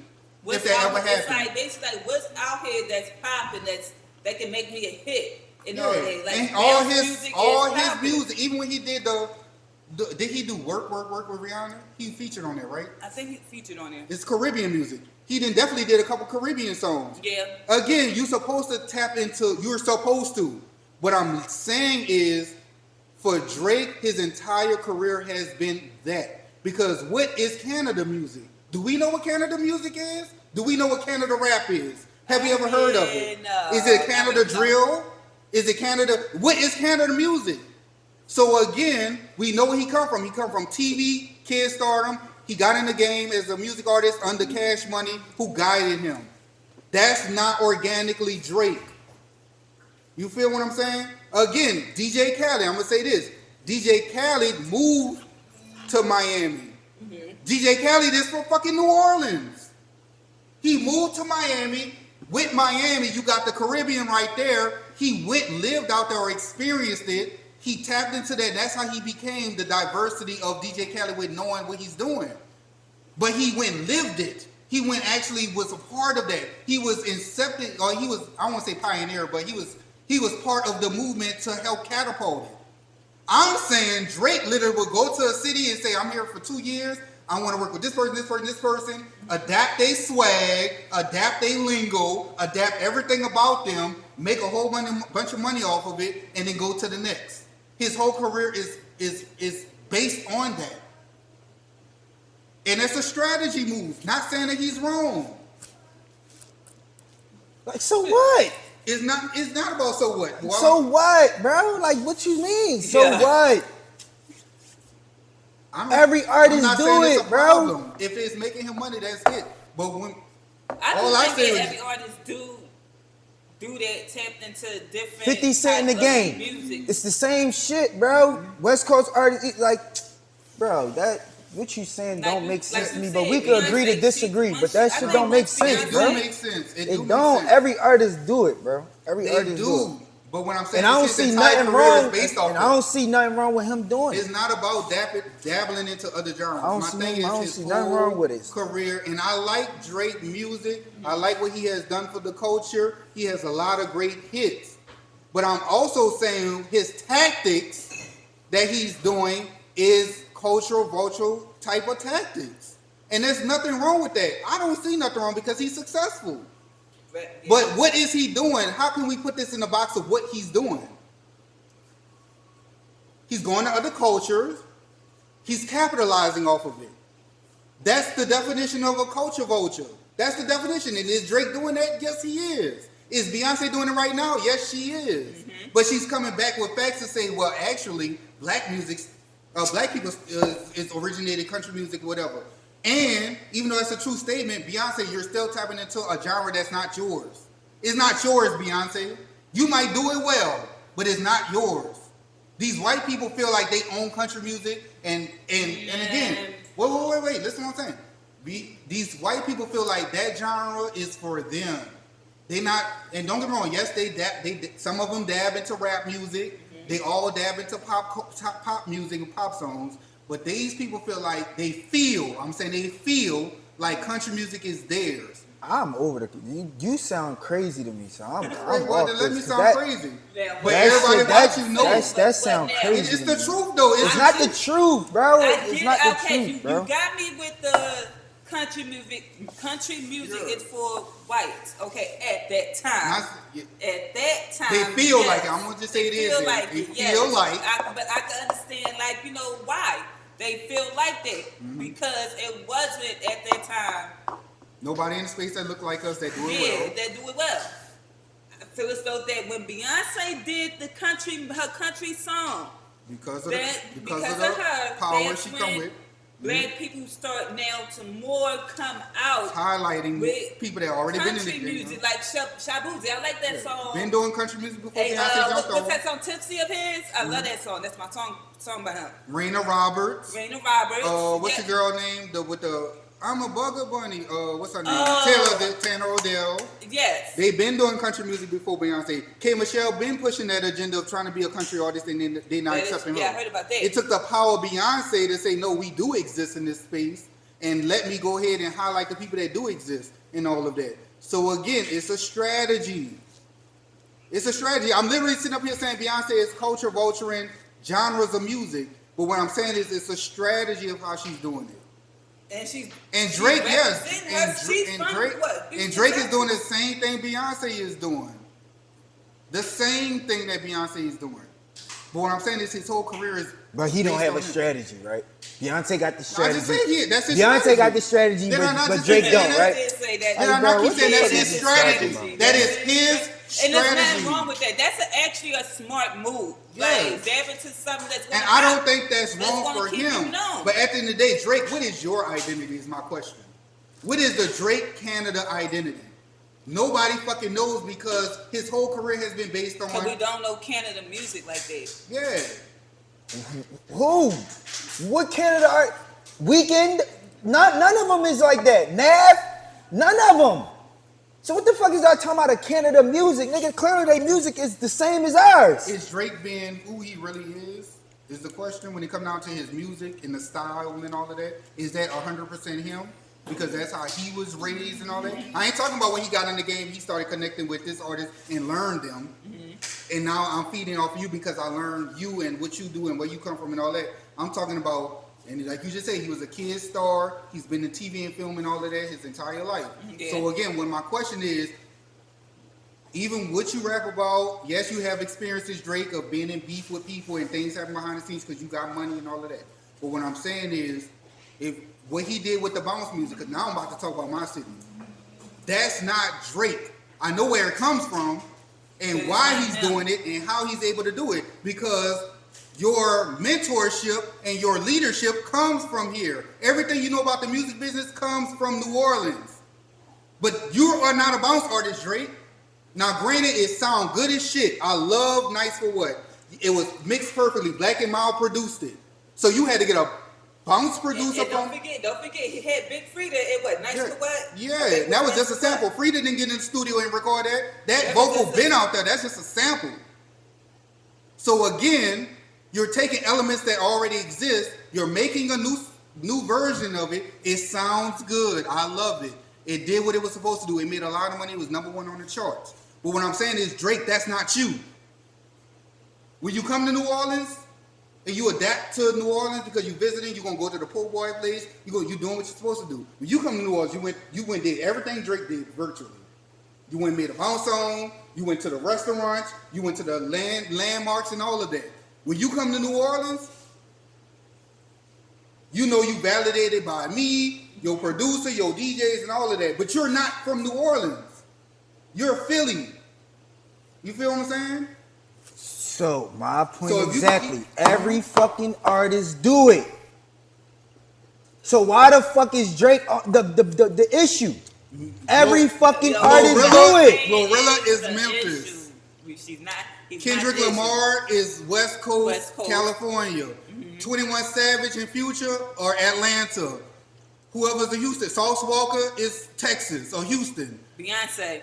Trina is fucking Miami. Trick Daddy, Miami. JT, City Girls, Miami. Bring Me Ma, New York. Cardi B, New York. Even though Nicki Minaj is commercialized, she's Queens, New York. You could, in her demeanor, everything about her is still fucking New York City. You get what I'm saying? Okay. Sexy Red, St. Louis. That dirty. Yeah. Like it's like a little dirty stench to it. From her city. That dirty South, like what? How Nelly was like, South, dirty. That's Sexy Red already. That's St. Louis. Okay. All the way. You know what I'm saying? Boosie, Baton Rouge type shit. You know what I'm saying? That is that. Drake has no identity for all the hits he's ever made. That's not his identity. Right there that he did not do. He adopted Drake it from Canada. That's why we want to make it like a video put out there representing your city, like how Beyonce does. Like, granted, he do rep Canada. He put the visuals he in do it. rap it, but as far as though like what's the sound? What's the Canada sound? What's the original? Like again, who are you, Drake? From where you're from? That's what I'm asking. What it is, and that's what the world. That's why they put that he's a culture vulture stigma on him. Yes, everybody is doing this thing, but it's just like, what is Drake's culture? What is Drake's culture? Not who he's lashing on to. And when you point that out to me, then I'll sit up here and I'll agree 1,000% with you.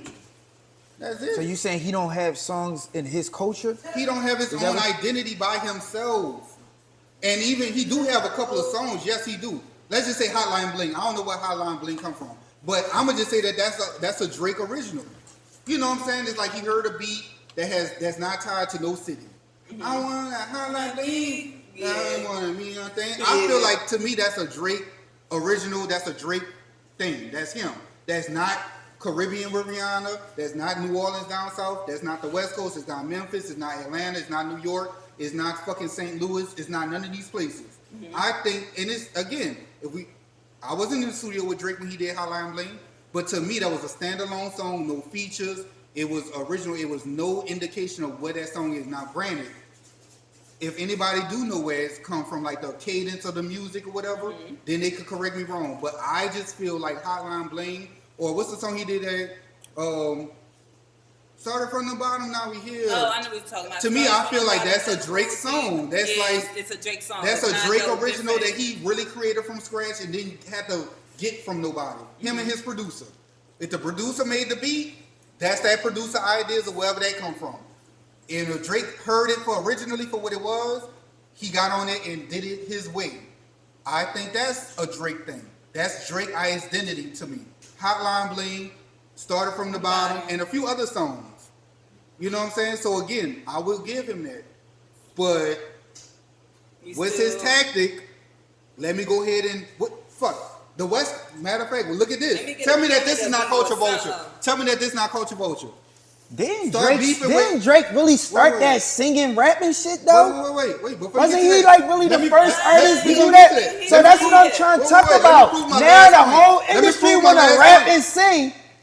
Drake was one of the first to do it. If you beefing with the industry wasn't rapping and singing. Watch this. Drake came in with Let me prove my point. Let me prove my point. Let me prove my point. Watch this.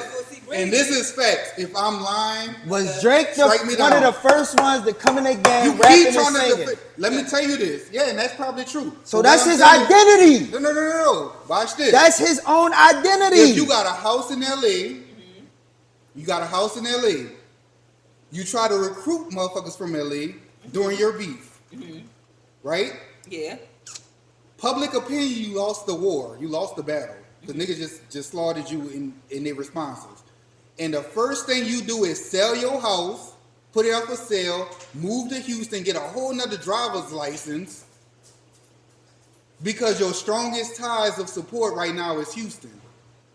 This nigga literally packed up his entire life. You see how people go with that bullshit? No. Did he not move after somebody got shot at his crib? Now it's like, bro, it's time to move. If you see his house in Toronto, it's not a gated community. It's on a street. Yeah, he just got a gate. After you lost the battle of trying to... No. After you lost the battle you want to go to the...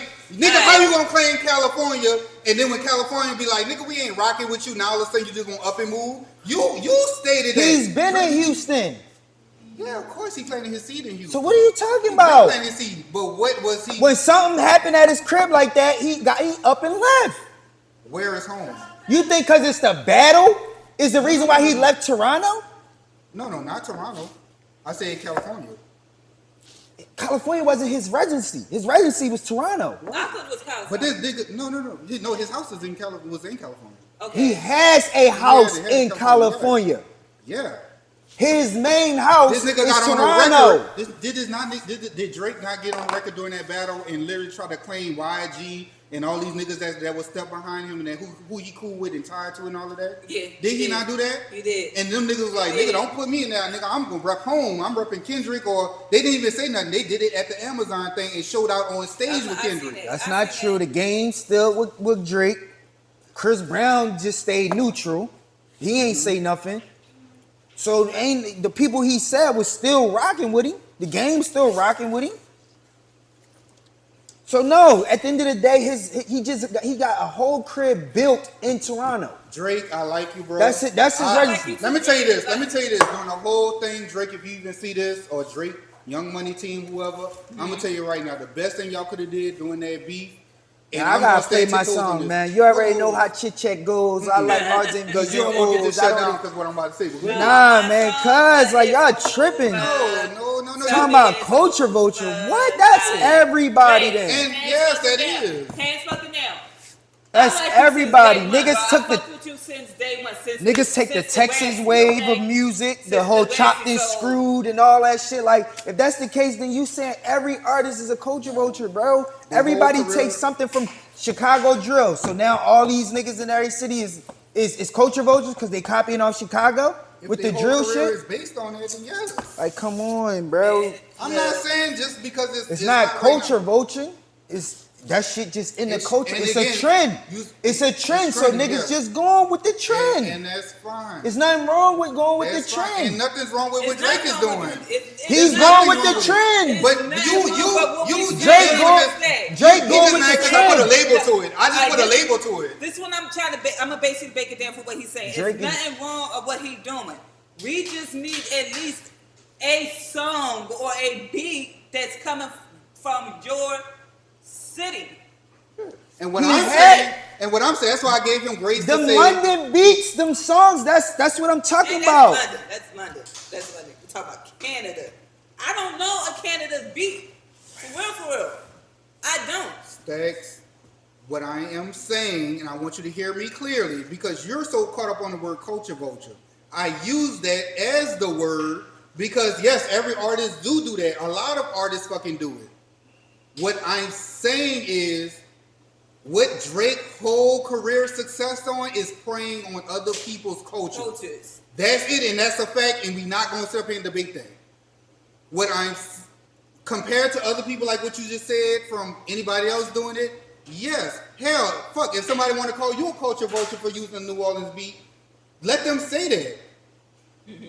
But we are tapping into, you are a Philly nigga and a Philly artist, and that becomes day one with you.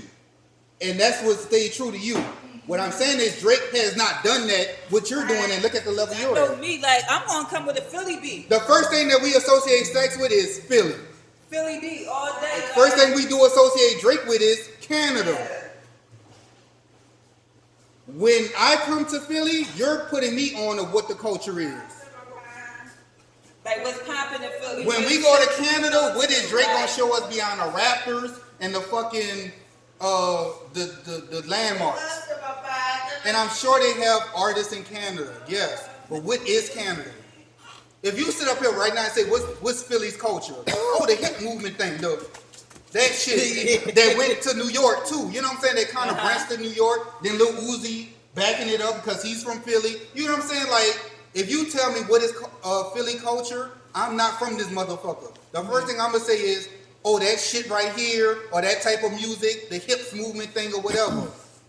And even though y'all, check me if I'm wrong, did that not originate here, or did New York originate there? Because it popularized in New York. New York. If you asking my opinion from the South, I know what it is, I don't know the history. So my thing is, where did it come from? New York. Did it come from here, or did it come from New York? New York. It came from New York. New York. Okay, so what's the significance of it being here in Philly? We do it more. Y'all do it more. Okay, y'all do it more. I think with us, it trend more once we did it. Y'all adopted it to be y'all thing, right? Mm-hmm. But because y'all only an hour apart, it's still the same fucking radius. It's a big difference if I came from New Orleans or Texas talking about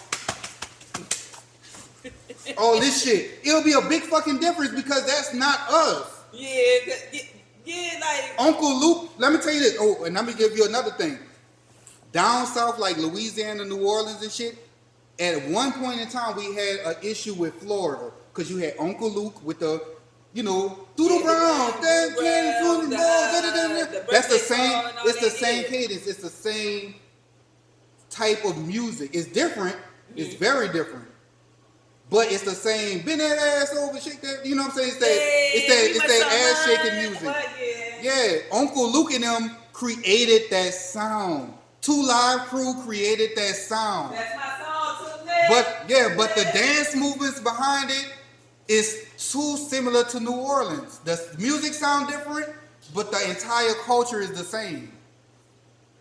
And there was a point in time where New Orleans is like, hold up, Florida, that's our type shit. You feel me? That's just what it is. So again, there was a point in time where we looking like, wait, is Florida trying to copy us? But we had to let it go because it's a whole nother sound. Same fucking culture, just a different sound. So let's not get it twisted. It's just like, okay, it's a big line in the sand when it comes down to Florida, Miami music and New Orleans music, but we got to give them that. We got to give them that. Mm-hmm. Cause y'all both got. So what happened when they start doing Uncle Luke, Doodle Brown, and fucking it's your birthday, what if they start making that type shit on the West Coast? You can't get a West Coast beat and bring it to fucking Florida and talk about that show shit. I'm talking about that whole that shit right here, all of that. Rolling down, you can't bring that. You know the sound when you hear it. No, you know it's a West Coast beat. You know the low riders jumping up and down and shit. That is a West Coast thing. You know they flow. Even when Tupac and Biggie, West Coast versus East Coast, it was a distinctive sound. They both go hard. If you from New York, you had the Biggie music, that type of music. But then when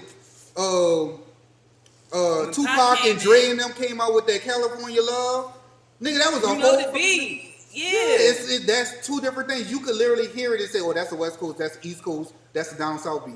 You know what I'm saying? Mm-hmm. But if your ass come away from New York, jumping on a fucking California beat, but claiming it as your own, or that you originated it, it, but that you adopting it and you're making it hot, it just makes no sense.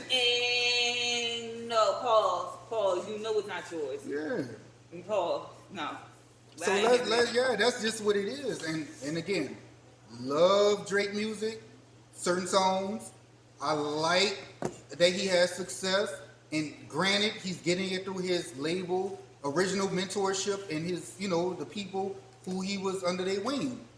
But that's what, again, I would do that. If I was Drake's management, like Lil Wayne and fucking Cash Money and all of them, we don't know. We know that you're a smart artist. We know that you pay attention. You're hungry for this. But Canada don't have no fucking sound. So you need to come dabble into some New Orleans music. Once you get that locked in, you go over here and all that. So the strategy, matter of fact, let me not throw that on Drake. Lil Wayne and Cash Money and all of y'all. The tactic that y'all did with Drake is very culture vulture. It's different from Nicki Minaj because Nicki Minaj has a whole city that has its own identity. Mm-hmm. Yeah, y'all commercialize Nicki Minaj, but Nicki Minaj has New York. Will always have New York. Definitely. That's been standing on its own. That's why everybody she beef with is from fucking New York. Remy, Cardi B, Ice Spice, Lil Kim. You know what I'm saying? Yeah. So Nicki Minaj is on that island by herself, beefing, standing on her toes for New York. Drake cannot do that. It's a whole nother fucking country. Hell, let's talk about drill music. To my knowledge or my understanding, there's London, European drill, and then there's New York drill. So which one came first? And y'all, now y'all could debate about that. No, man. All right then. But it's the same thing though, right? It's the same thing, right? It's drill music, right? The only way you know that it's different is when the niggas start talking, you hear they accent. So listen, y'all, I know we can go on and on all day. I done tapped out. I ain't got no more argument. I let him explain. He can have it, bro. I don't care. We want to say that podcast. This is where it go down with the heavy debates. Make sure y'all tune in every fucking week. Every Sunday, man, 4 o'clock. Say That podcast, powered by Racxx Cannabis. Thanks for my guy T for coming out, my manager, my brother from the 504, you know what I'm saying? You definitely touched down in Philly. I appreciate you for coming on the pod. Of course, man. Appreciate you know, we debate like this on the phone. Every day on the phone. So this ain't nothing new. You feel me? And make sure you shout out my girl Keith for being on the couch as always. As always. So like we do before we end, make sure y'all tap in at aagng.net, man. Make sure y'all check out the merch. Make sure y'all check out the website. And also tap into my docuseries, Life with Stacks. Also, go to the website on the, what is it? What's the tab? aagng.net. Yeah, no, I know that. I'm thinking of the Life with Stacks? No, it's not the Life with Stacks tab. What you trying to say? Oh, shit, you got too many tabs. I know I do. That's the crazy part. What's the topic? I can tell them. I'm going on my site right now. Oh, the community. Make sure you go to my website and just look at the recaps of the community drives that we hold every year, giving back to the, to the community, the city, and stuff like that. That'll be dope. So make sure y'all check that out too. Also, all my brand partnerships, Bougie Beauty, Slice with the catering, the venue 520 for all events. Glow Vision Inc. Make sure y'all tap into them. And then also tap into my girl podcast, Philly Trenches, man. Y'all already know. Y'all already know. Also, tap into my family right here. Shay's Kitchen. You know, tap into that if y'all want to give y'all platters and all that stuff. You know, tap into Shay's Kitchen. Go tap into my cousin, My Body, My Choice. You know, this for ladies. Ladies. My Body, My Choice. You got the tank tops right up there. Y'all know y'all thongs that y'all wear and all that stuff like that. Tap into that. Also, like I said, tap into my podcast. You know, I'm trying to tune in every Saturday with that. So y'all want to get laughter and all that. Y'all know I'm going to have some stuff that's from here to get y'all opinion on. And, you know, so just go ahead and tap into that. And also get into what my boy, he the stylist. Y'all fellas, y'all need y'all shape up done. Go holler at him. He the stylist, y'all, bro. We trying to get him on here. For sure. And that's how we doing it, man. Anything you want to say, wrap up to the people?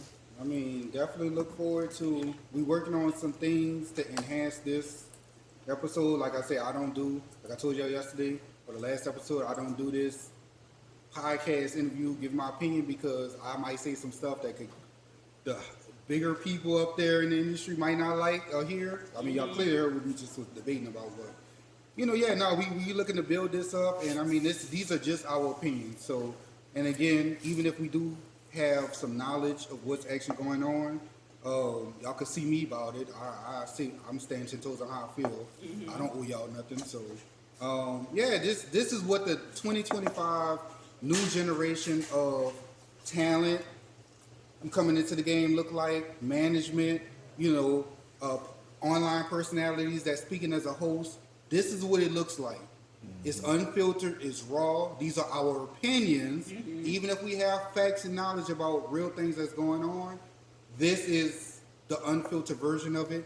Granted, you know, when we do get on TV and other platforms, we will abide by their rules. But, you know, if you are watching this and you like this raw, unfiltered side of it, I highly recommend y'all click that bell, y'all comment, y'all share this with a friend. And again, it's okay. We know the number's gonna come. If we get 100 people watching, we get 1,000 people watching, we good with that, because we know what we doing over here. So if y'all stick with us, we want that community to come into our world. We'll see y'all at events. We'll give y'all some backstage passes and all of that stuff. So if we could have at least a good 5,000 people, we comfortable with that, because now we got 5,000 people buying into us, paying for the merch, paying for tickets to the concert and all of that. So yes, it's a numbers game, but we letting y'all know that we're satisfied with people that think like us, or that actually, it's 2025, so we're not thinking 20 years ago. Right. Definitely not. Because you see those people. And if you want to come on a pod, man, make sure you comment, DM us, let us know. We'll bring you on. You want to sit on the couch and have these debates with us, music, politics. We ain't getting to politics yet, but trust me, if y'all think we go neck to neck like that in industry shit, that's another story. when politics come, we all at it. Yo, I thought me and you was about to stop being friends over politics. I was there on the phone. I heard. I was in the car heading to a show, and I'm talking about. I almost had to pull over and get my point across. That's another topic. So that's another topic, man. But if y'all, when he come back down here, that's another topic. but if y'all want to come sit on the couch and chop it up in politics with us, man, definitely DM Say That Podcast on Instagram or TikTok. We around, man. So I thank all the viewers for tuning in. Make sure y'all like, share, subscribe, hit that bell, and we out of here. You know what I'm saying? Catch y'all later. Let's go. Aw, man. We did good on that. All I see is bands. Counting up this money, running it up this for the fans. Don't be getting my blood pressure up on live like that. When I hit the road, I do this shit over again. I can't see nothing else though, cause you know, All I see is bands. Counting up this money, run it up this for the fans. this is like the Now they stats. seeing ends. When I hit the road, I do this shit over again. I can't see nothing else though, cause you know, All I see is bands. Counting up this money, run it up this for the fans.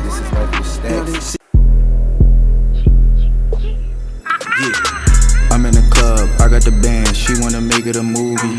Told that little bitch don't be playing no games. We could go put this on Tubi. We could go put this on Tubi. Run us a bag and make it a movie. Tell that little bitch I don't sing. No, I can't sing to you. No, I'm not Tusi. I'm in the club with my mask on. Play with the kid, my team drum. That little bitch from the backside keep catching my eye. I can't lie. Told the little bitch come pull up in the section. We in this bitch and we vibe. Told that bitch we get high. Smoking that Racxx, we can't lie. I can't lie, I'm high right now. She wanna fuck, I can't right now. She wanna get me to hit the town. Told that bitch I can't right now. I been smoking a pound, my nigga, I'm down. Damn, my nigga, I'm down right now. I can't hear right now, can't see right now. What the fuck is you saying right now? She wanna slide with the kid. I told her little bitch, do she fuck with the reefer? If she get down with the reefer, tell her little bitch in my line I could feed her. We in Belize, we smoking the trees. You fucking with me, we got visas. Fucking with me, we got visas. Send the packs home, bitch, we heathens. I gotta run it up. 100 mil to us is not enough. She wanna fuck with the goofy ass niggas and wonder why life is tough. Wonder why life is rough. Baby girl, you gotta tighten up. Baby girl, this is stacks, baby.